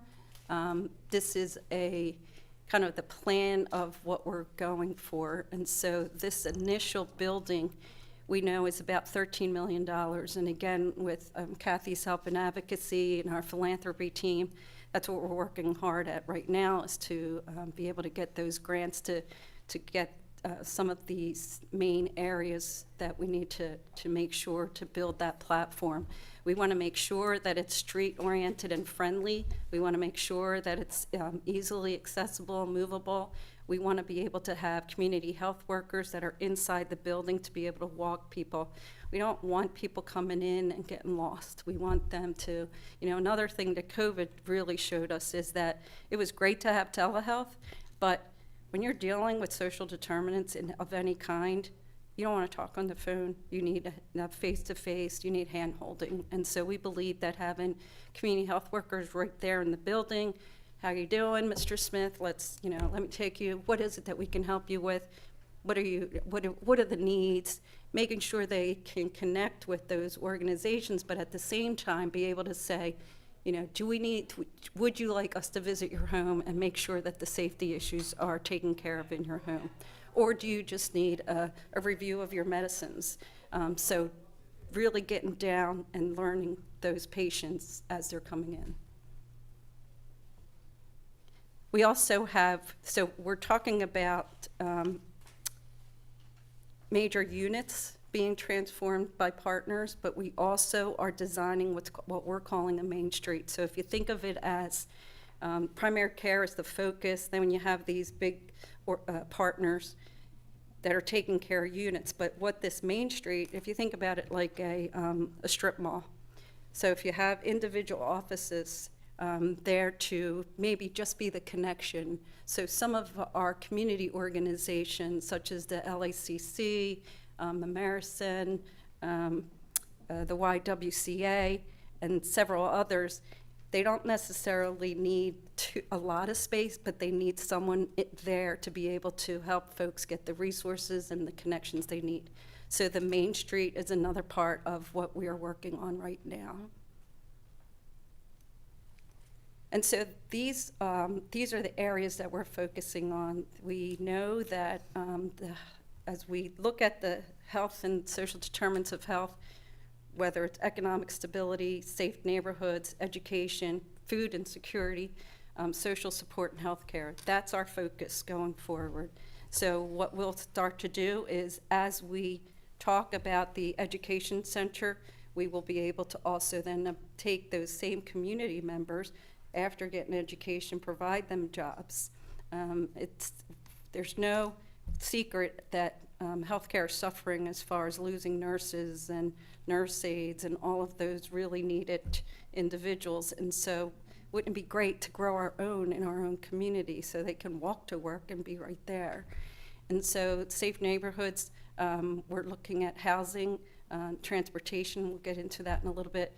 And the partners that we are having conversations with, especially around housing, is assisted living, aging in place, and workforce housing. The education hub that we talked about having a food bank right there so that we can, right now, we do distribute food 1 day a week for that community, but this will allow us to do it every day. And then medically tailored foods, community health worker, social support. So we right now have hospice. Delaware Hospice is in the building now. Catholic Health and Human Services is looking at having 8 respite beds for, which is a huge need. Sometimes we have individuals who are at the hospital for months because we can't find them somewhere to go. And so we continue with women care and child care and elder care. Healthcare, we will continue with all the services that we have now. So we're not changing any of the clinical services as we have here, the emergency room, our ambulance service, OBGYN and birthing, family practice, surgeries, lab radiology and diagnostics. The beauty of this is also that these partners will also be able to use these services. The labs work, radiology services and all of that also will be to their benefit. Next slide. So the partners that we have already in the building now is Hillejecks, and they do wound care. We have Nemours, who do specialty pediatric care. We just met with them again to see what else that we can provide through their services. We have Marikey, and I'd like to talk a few seconds on Marikey. So Marikey provides behavioral health and mental health services. They're in 12 other locations, the nearest being Philadelphia. I've spent many days there to make sure that their services coordinate with what we need in Wilmington, in West Wilmington primarily. And so we were able to, again, with advocacy's help, we did receive a $2.5 million grant through mental health. And so we are working along with Marikey. We will have a wellness recovery center. And this is the beauty of how it starts. So most times if someone's coming in and needs mental health or behavioral health needs, they're going to show up in the emergency room, whether they need clinical care or not. And so the Wellness Recovery Center will be located on the same floor of the emergency room. We're going to take the ICU, move it up one floor, but this way we can have someone shows up in the ER, someone from the Wellness Recovery team, which will be made of a nurse practitioner, case manager, and a peer support person will come right over and take care and get those services that that patient needs. The great thing, too, about that peer support is not only will they stay inside the walls of St. Francis, but they will also be visiting out in the community. Members that we identify as maybe needing those behavioral health and mental health services, we'll visit them, we'll go to the locations where maybe they go for community, other community events or needs, and provide them their services there. Marikey is also looking to provide a substance use disorders clinic. That will be overtaking the 5th floor. And so we're looking at 36 inpatient treatment beds. We are also looking at other medically assisted treatment. I know this is a hot topic and that many fear having that, but at the same time, one of the most important things that we're doing right now is that we, along with community partners, are starting to meet with communities, either forums or Zoom or whatever, wherever we need to go to meet with as many people as possible so that we can tell them what we're planning on with behavioral health, not to be in fear of it, but to know that we have constable services right there in the building. So all of that will be worked out, but we want to get not only their buy-in, but we want to hear what their fears are and what their needs are. And so we'll start that. Right now for Safe Neighborhoods, we are working with West End Neighborhood House. So we are doing, right now, Trinity Health has paid for a feasibility study to be done. We're thinking that the garage right across the street from the hospital is, we're planning or hoping that we could go 4 floors up. If we're able to do that, West Side, once we get the feasibility study, we're hoping to provide senior assisted living in that area. Easy access right to the hospital for their needs, not having to worry about transportation and those things. So we're waiting on the final report for that. At the same time, we are working with West Side Grows. As you know, they're doing a 10-year revitalization program, so we are serving on that committee with them to see how else we can take care of housing needs, especially transitional housing. Big need is our senior services, but also transitional for those that, young people that are aging out of foster care. Kind of talked about this. We talked, next one would be education. So who we've talked to so far and that has great interest is from the junior level to high school level, Red Clay, some of the middle schools, some of the Catholic high schools, talking to them, getting their buy-in, getting to see what their needs are. And at the same time, we are meeting with University of Delaware, Delaware Tech, and some others that just went right out of my head. And so the reason being is that, again, we don't want to just focus on college. We are thinking we have a full Department of Health approved kitchen. We could provide and teach culinary studies. We have constable services. We can provide kids the opportunity to learn about those security type of services. And then obviously CNA, medical assistants, nursing, and those other opportunities. But it's also, you know, you need finance to run the hospital. You need social workers, you need case management. For instance, I was a candy striper as a teenager, loved the hospital, but absolutely hated smells. So I knew I did not want to be a nurse or a doctor. And so, but it was through mentorships that I knew I loved community health. So that's what we want to do for our young people. And also, if you think about those individuals that come in for behavioral health and mental health services, some of those folks are going to need help in also getting education, getting jobs, and being able to get housing. Next slide. Maybe that's it. So, sorry. Thank you so much for your presentation. I just want to say thank you. And this is great for the community that you're in, and I'm just hoping people take advantage of what you're giving out. Is there any questions from council members on council? Yes, please. Yeah, well, thank you, Madam Chair. Sorry. Yeah. Thank you, appreciate the presentation. Quick question.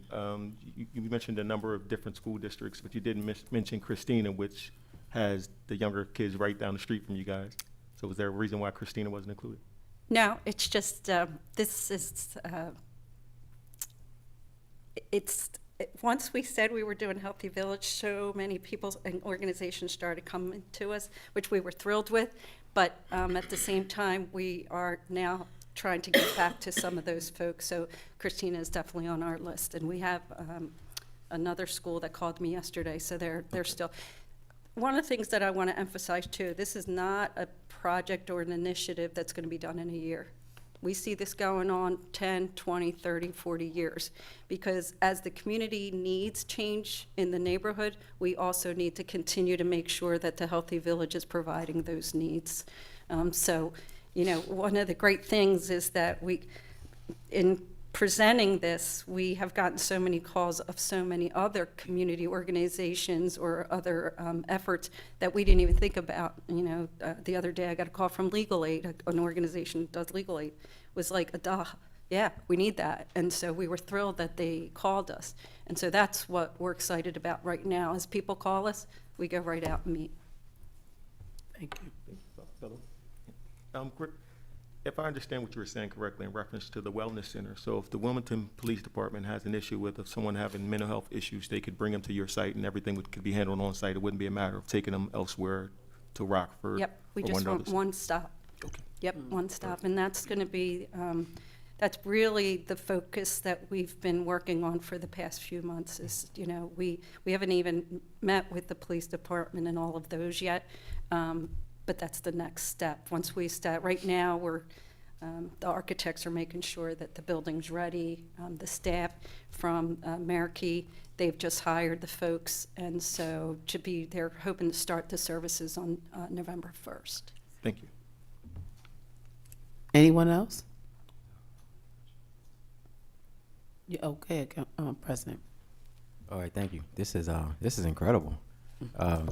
Extremely transformational for our city. Who thought of this? Are there other models like this anywhere in the area, or like? So probably the closest, so Dynamis advised, what had happened was, part of our region, we had another hospital in Philadelphia.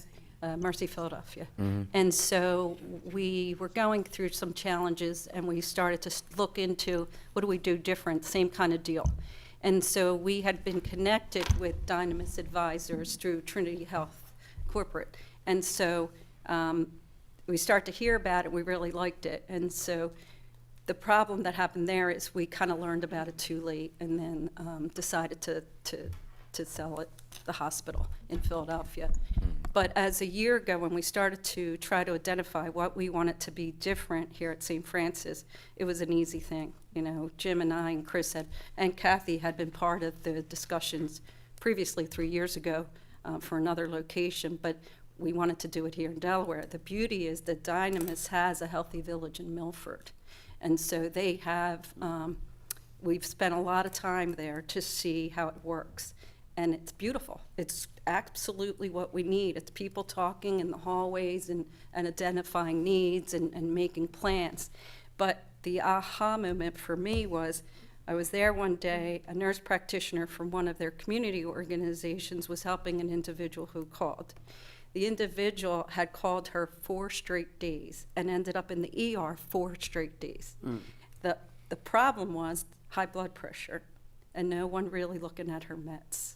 And so if the nurse practitioner could have gone right down the hall, down St. Francis, went to family practice residence, set that patient up with a doctor, that doctor and that team could have looked at those medications, that patient would not have to go into the ER again.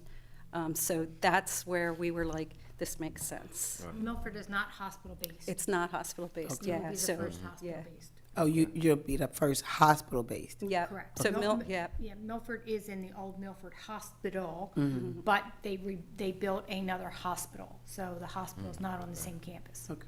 so if there's healthcare needs, I'm sorry, if those needs come up, they have to be transferred Right. by ambulance. You mentioned Marikey. You mentioned something around 36 bids. What were those bids for again? Substance use disorders, and so it'll Okay. be at 36 treatment beds for detox or any other kind of services, inpatient. Okay. What would the just an ideal, maybe I don't know if you even know this, but like an ideal length of stay for those patients? Like what's normal?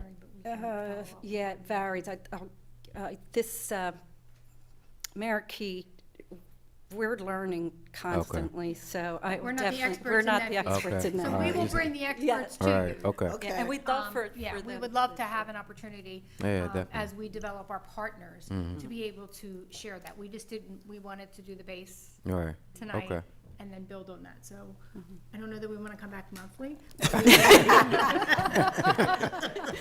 I just want to say, I did whisper to I don't her, know like, either. I don't know if I could do that with all these other community meetings. But definitely, as we make great progress, and, you know, when, we would love for you to Okay. visit the hospital, see the progress that we're making.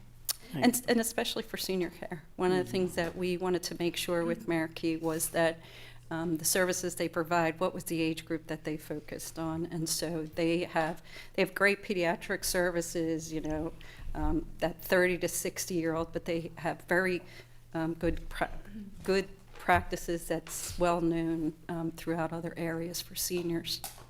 Okay. All right. And you're still looking for more partners?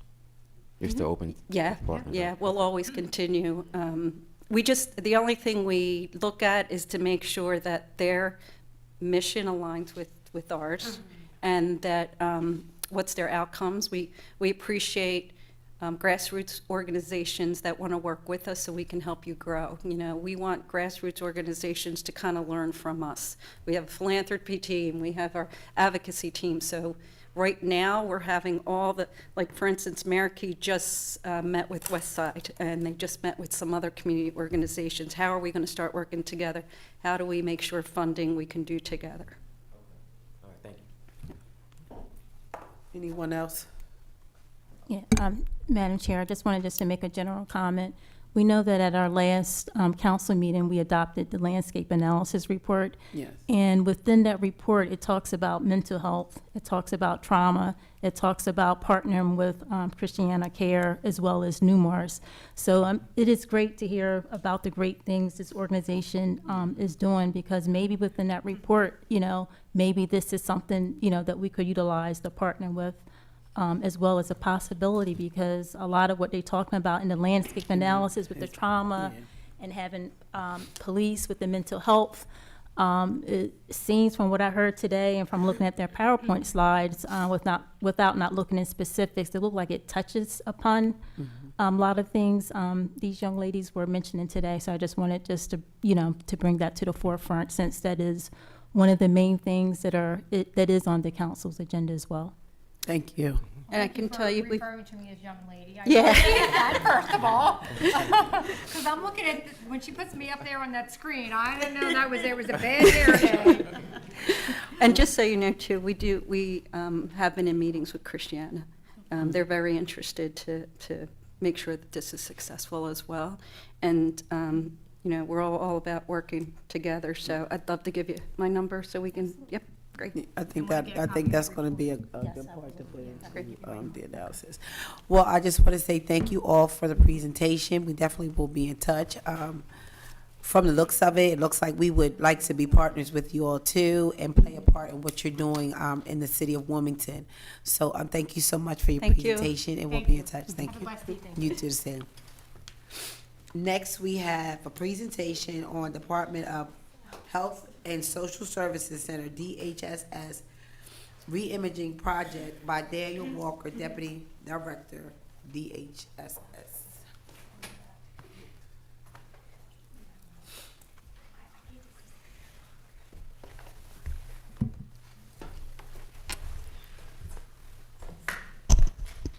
Thank you, Madam Chair. Thank you to the council members and to the committee members. Just first, I want to start off by sharing my sincere and deepest condolences on the transitioning of former Councilwoman Loretta Walsh, who was indeed a legend and an icon and influential to me in politics and government as well. My name's Daniel Walker. I am the Deputy Cabinet Secretary for the Department of Health and Social Services. I oversee our Service Crusader divisions, which incorporate our Division of Child Support Services, our Division of Social Services, as well as our Division of State Service Centers. The Department of Health and Social Services is the largest client-facing department in the state, with over 187 buildings, 4,000 employees, and an operating budget of just over $3 billion. If we can go to the next slide. I think the theme of tonight is going to be consistency, streamlining services, and improving outcomes for constituents and Delawareans. The goals for tonight are to introduce what we call our Reimagining State Service Initiative project, share our present approach, our plan and timeline, and then we have some additional requests for participation, and hopefully we can get to questions in time. The Department of Health and Social Services, next slide please, has in our strategic plan over the last couple of years to move to a more person-centered approach. This one is realized through what we consider our state service centers, which at their implementation and initiation were viewed as one-stop shops for client access to every service that we provide at DHSS and various partners. We have 15 state service centers across the state, two of which are directly in the city of Wilmington, and one is on the outskirts of the city of Wilmington. Our goal for the Reimagining project is to streamline and improve service delivery for the whole child and client and enhance their experience. In doing this, we're rethinking the way we do our services and our operations, our workflows and processes in order to ensure outcomes, better outcomes in the way we allow people to access services and also the way we engage in those service delivery models, really thinking about the coordination of care for our clients. Just some numbers briefly. The City of Wilmington's state service centers are our most visited state service centers in the state. We have the Northeast Center, which in 2021 had 124,000 visits. That number is duplicated. In 2022, 206,000 visits. And the Porter State Service Center in 2021 had 65,000 visits. In 2022 had 80,000 visits. In Delaware, which is not in the city but still sees city residents, in 2021 had 81,000 visits, and in 2022 had 87,000 visits. As we know, these were during the height of the COVID-19 pandemic, and we are currently on track to meet or beat these numbers this year. The impacts of COVID-19 are going to stay around with us for a long time to come, and it necessitates and mandates we rethink how we do services as a state and as a department entity. Next slide, please. Our goal is to streamline how we provide services and the experience our clients use. This is our ideal user journey. And I would actually argue it's not ideal enough. Because even looking at this as we were putting this together, we were thinking through iterations and improvements. How can we automate some of these steps as well? But it is a journey that we want people to go through, a linear journey, one in which is streamlined through processes, workflows, and support management systems. Our state service centers, I gave you some numbers, but they hold everything from for instance, our WIC office through the Division of Public Health. That's how people access their Medicaid renewals and redeterminations. That's how they access their EBT SNAP benefits. That is how they access almost anything we do as a department. People go to their state service centers. And so we see it as our front door to services, and we are not blind to the fact that we can do better. I know you've received complaints. I receive complaints everywhere I go. There's someone who's like, it's been 30 days with my SNAP card, right? So we understand the importance of improving our services and have taken steps to do so as well. We are looking at a number of things, everything from staff and employee training. We're looking at improving and enhancing our technology.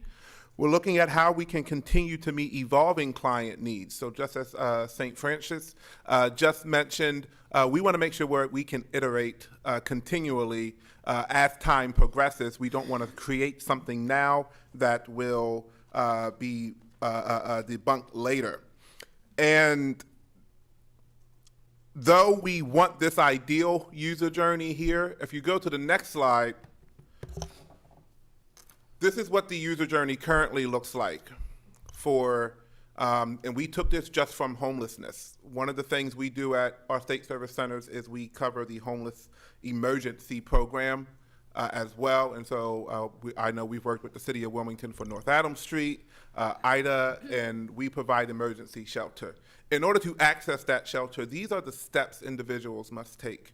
We have just about 80 program requirements for different pots of funding and over 15 pots of funding for homelessness alone. And so this work is taking all of that muddy, yucky messiness and streamlining it into one improved process so that the users can enjoy it, and to be also honest, so that our employees have a better understanding and better ability to see someone through the journey also. And so where are we? If we go to the next slide, the phases of the reimagining project. Phase one was to assess, and so we have completed phase one. A lot of that was internal with staff. The reason I'm here tonight is to talk about phase two, the engage process. We cannot begin to assume what the community needs. We need to take that directly to the community and to bodies like this who have their ears to the ground. And so we are conducting interviews, surveying stakeholders, talking to leaders and community members, as well as in the midst of addressing some of the new approaches that we need internally in order for staff to do their job. And then following that, we will go into phase 3, which is the implementation phase, which is this project is not something we can do overnight. This engaged phase is going to be something, I'll talk about the timeline in a moment, but it is going to be something that we do intentionally to ensure that community feedback is front and center, as well as helping to lead where we go next. And so if we can go to the next slide, and I'm walking through pretty quickly. The community engagement phase the goal is to examine the current system to understand how DHSS can better offer effective person-centered services, easily accessible to those who need them across the state, understanding that there are a number of base services that the community has already said that they need, so we're going to confirm and affirm those services, but also making sure we can adjust and have flexibility for geographical needs as well. The needs of the city of Wilmington are different than the needs of Milton and Georgetown, and I know because I was just down there this morning and then rushed back up here for this meeting. And so as we consider that, next slide please, we want to go through engaging all the different perspectives. We have already approached our state service center staff, especially our centers with the 5 centers with the highest number of volume, but it's not just internal to staff. We're looking to other social service organizations as well as our service providers, or what we consider our vendors who are in our state service centers also. And then we have the community leaders. We are doing this through a number of different ways, and if we move to the next slide, we'll show you the type of data and the way we'll collect that data. I know it's a little difficult to see, so I'll read it. We're doing data collection from surveys, from in-person focus group interviews, which we are not depending on volunteers. Focus group participants are paid. We know we need to reimburse them for their time, as well as large group interviews. The types of people we're reaching out to are influencers and community leaders. As I already stated our service center providers. But we're also looking to other community-based organizations and what we consider impacted people, or those who utilize our services the most. This will be a continued process of feedback, and through December, which is when we will begin to collate everything that we've had and try to make it actionable for the next phase of work. Next slide, please. So these are just some of the engagement tools. We will have emails and phone calls. We do have an online user experience survey, and we are going to make sure we can take that and apply it to our service centers. But we're not trying to make this just one time. We are trying to make this continual, and so user experience surveys are something we will continue to put in our service centers as a way to collect data. I mentioned technology. That is something that we are looking at as well. Stakeholder surveys, focus groups, and one-on-one interviews. And we are also looking at the internal processes. Next slide, please. So the request for support. We need to know who we should be talking to. I have a long list of community organizations and individuals. But who should we be considering? So that's one conversation.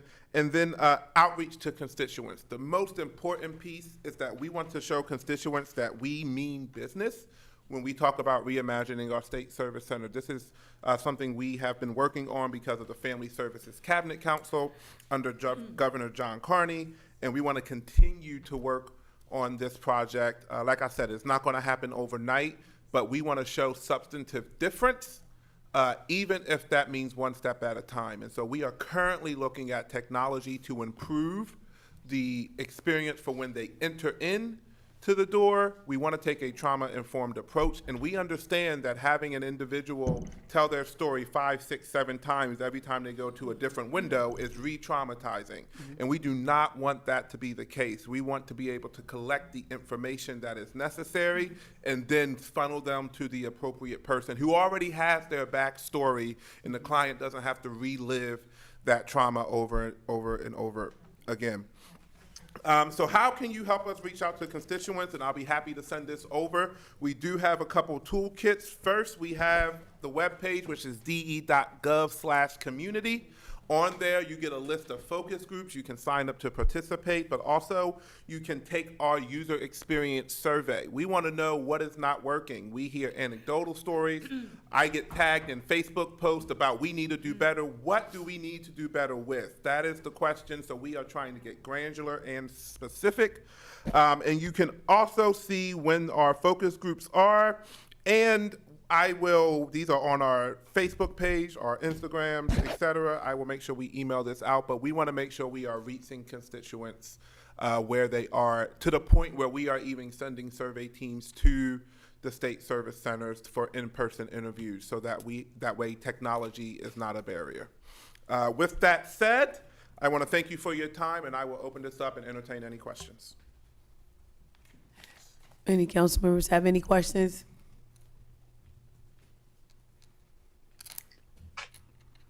Okay, does anyone in the audience have any questions? Okay, well, I would like to thank you, Mr. Councilwoman Cabrera. Thank you, Madam Chair. Daniel, thank you so much for coming to do this presentation. I think this is a great idea, a great way to really hear from the constituents, and certainly you will keep us, the council members, in the loop so that we can get the word out with our own constituents. Certainly, would there be an opportunity for us to also participate for anybody who might be interested in the focus groups? That's my one question. Focus groups are just for, they're client specific, so they are for the clients. However, as community leaders, I am always welcome to come and sit down and hear your raw and candid, unfiltered feedback. Happy to do that at any time. Okay, great. Well, count on our support to help get the word out, because sometimes you do have a hard to reach population. I saw that you'd have the technology and ways for people to get all the information. Now, for someone who may not be as technology savvy, use the QR codes and things like that, what else are you doing to get the word out? And I'm sorry if you did say, how you were doing that and I missed that, but how are we engaging people who may not be involved in technology? No, that's a great question, because it's something I posed to the team at first as well. First part is we are having in-person interviewers at our state service center. So when people walk in the door or when they leave, our team will be engaging them across the state, but they will be doing in-person interviews.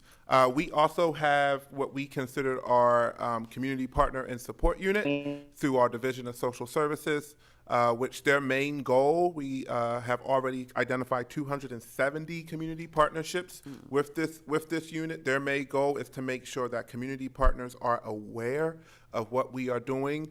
We're using a snowflake model, and so we may not be the direct connection to individuals, but Latin American Community Center, for instance, or if you go down First State Community Action Agency, we are putting it directly in their hands so that they can work with their clientele. They are aware, they know that we're doing this, so they can help people do the feedback surveys as well. And so we're not just relying on technology. I know that is a barrier for many folks. We also have this in multiple languages. So it is not just in English, but we have translated this into our top 4 languages in the state, so that anyone who may need help understanding it will be able to understand it in their own language. We also have, if someone comes in and doesn't speak those languages, we also have a contracted translation service that any of our staff can dial a number and get a translator in real time for any language someone may speak. Thank you. You answered my last and final question was about the language accessibility. So, yeah, well, I'm looking forward to helping you get the word out here on council and hearing the feedback that you get as we continue to serve all our constituents. Thank you for the presentation and for your patience this evening.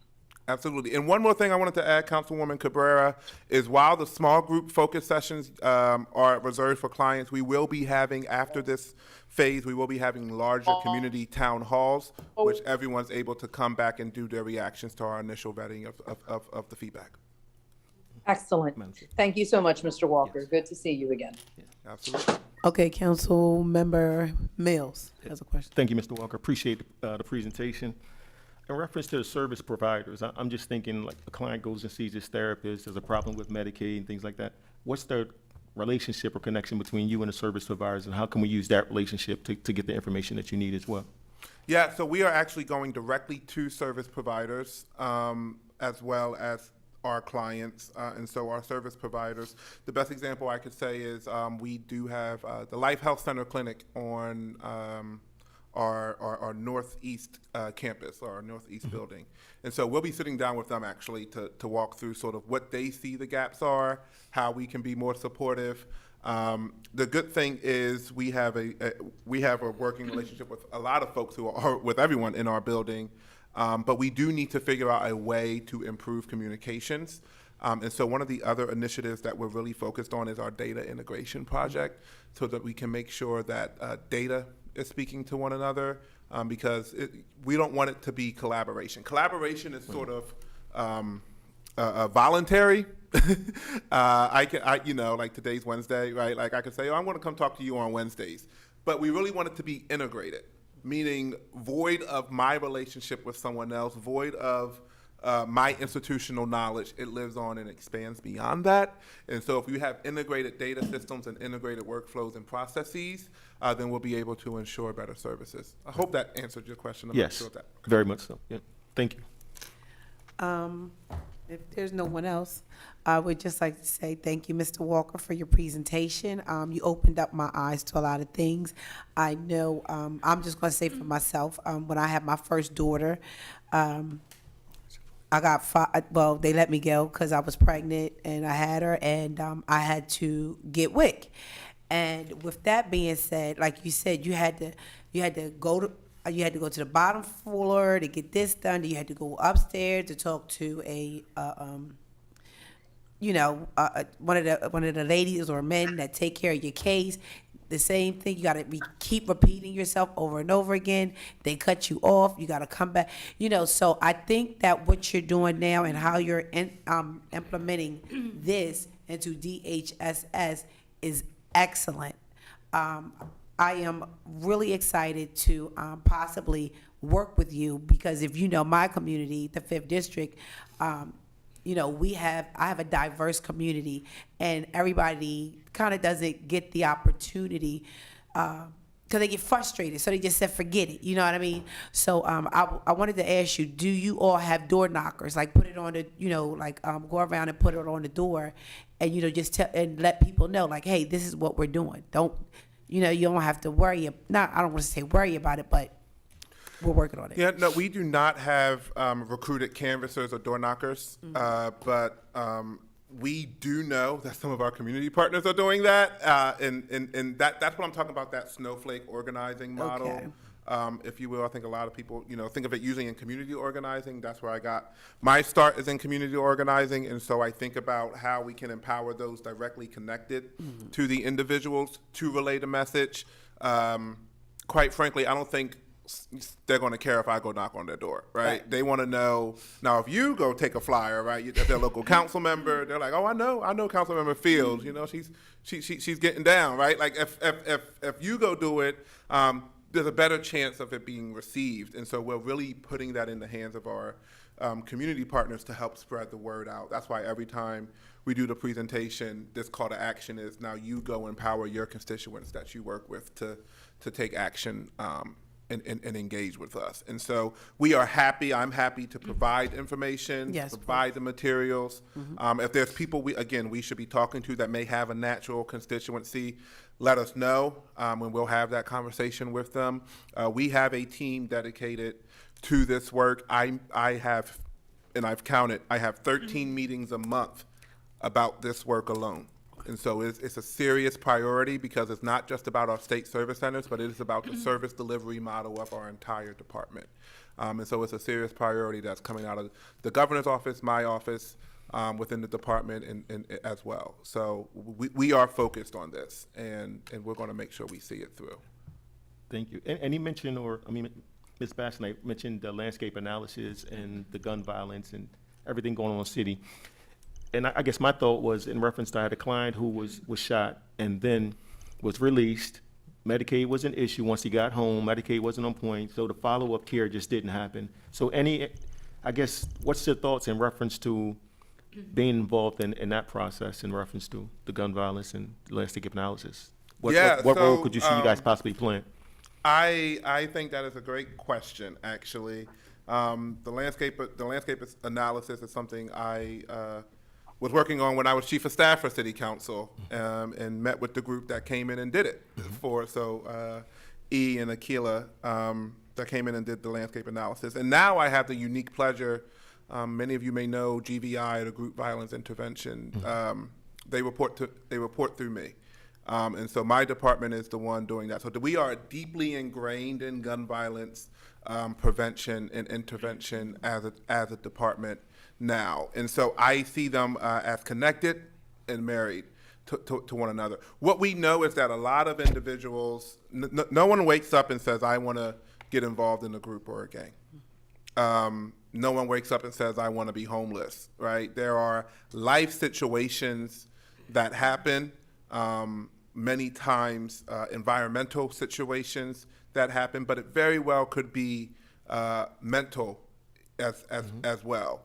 And so we see this one-stop shop idea, which is what our state service centers were set to be, as a way to ensure, one, individuals get access to the care and services that they need in that time. What we have noticed is that, especially when we start to talk about our individuals who are dealing with substance use disorder or mental health trauma and experiences, if they have to come into my building, then I say, hey, go 2 blocks away. There's no guarantee that they're going to make it, right? Because they may feel very empowered now.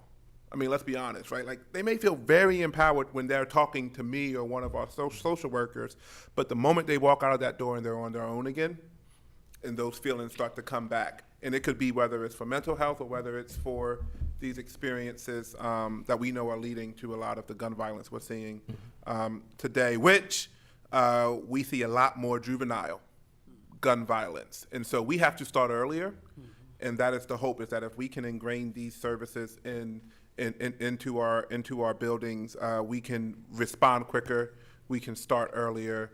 But it's not just a matter of looking at these services for now. To reiterate, it's about looking at the services that the community needs. The research says one thing, and we know we can, you can trust research, you can trust data to a certain extent. You really have to go to the lived and learned experiences. And so it takes qualitative and quantitative understanding in order to build a true program. And so that is why we want to talk to those individuals. I meet with GVI regularly. I meet with our individuals that are doing gun violence prevention regularly because it's important that we're marrying that work. We have to set up the necessary supports that prevent them from going and picking up that gun again. And so to your example, that means automating some of the work that we do, where it's not a matter of you having to do all these different steps. How can we use some of the data we already know to pre-approve you for some of these processes? That way, you are already prepared by the time you leave a facility, or by the time you come into our building. It's a matter of us just accessing it, verifying, confirming, and affirming. Yes. That- It was a very long roundabout that's the answer, thought, but it was, yes. but I had to, I just had to say, it's something that we are committed to. Okay, thank you, sir. If there's no more questions, everybody's okay? No more questions? Thank you, Mr. Walker, for your presentation, and I will be in touch. You know, I like doing town halls, so we're gonna get, we gonna get it done. So thank you again. I really appreciate you, and I'm sure the rest of council look forward to working with you, and spreading the word. Absolutely. Thank you. Okay, if there's no more questions, is there a motion to adjourn? Yes. Motion accepted? Hold on. Did you hear me? Did they hear me? I got people on there, right? Maria's on there, right? Okay, I'm gonna say it again. Is there a motion Yeah, to? I moved it. I'm sorry. I moved it, but my internet just started to fluctuate. Yes, when I so moved, motion to adjourn, so moved. Give me a Second. The chair it's been properly moved and second to adjourn. All those in favor signify by saying aye. Aye. Opposed, motion carried. Thank you. Everybody have a good night. This was long. Good evening. You have broken the record, Councilwoman Brigida. Why you say that? Your meeting was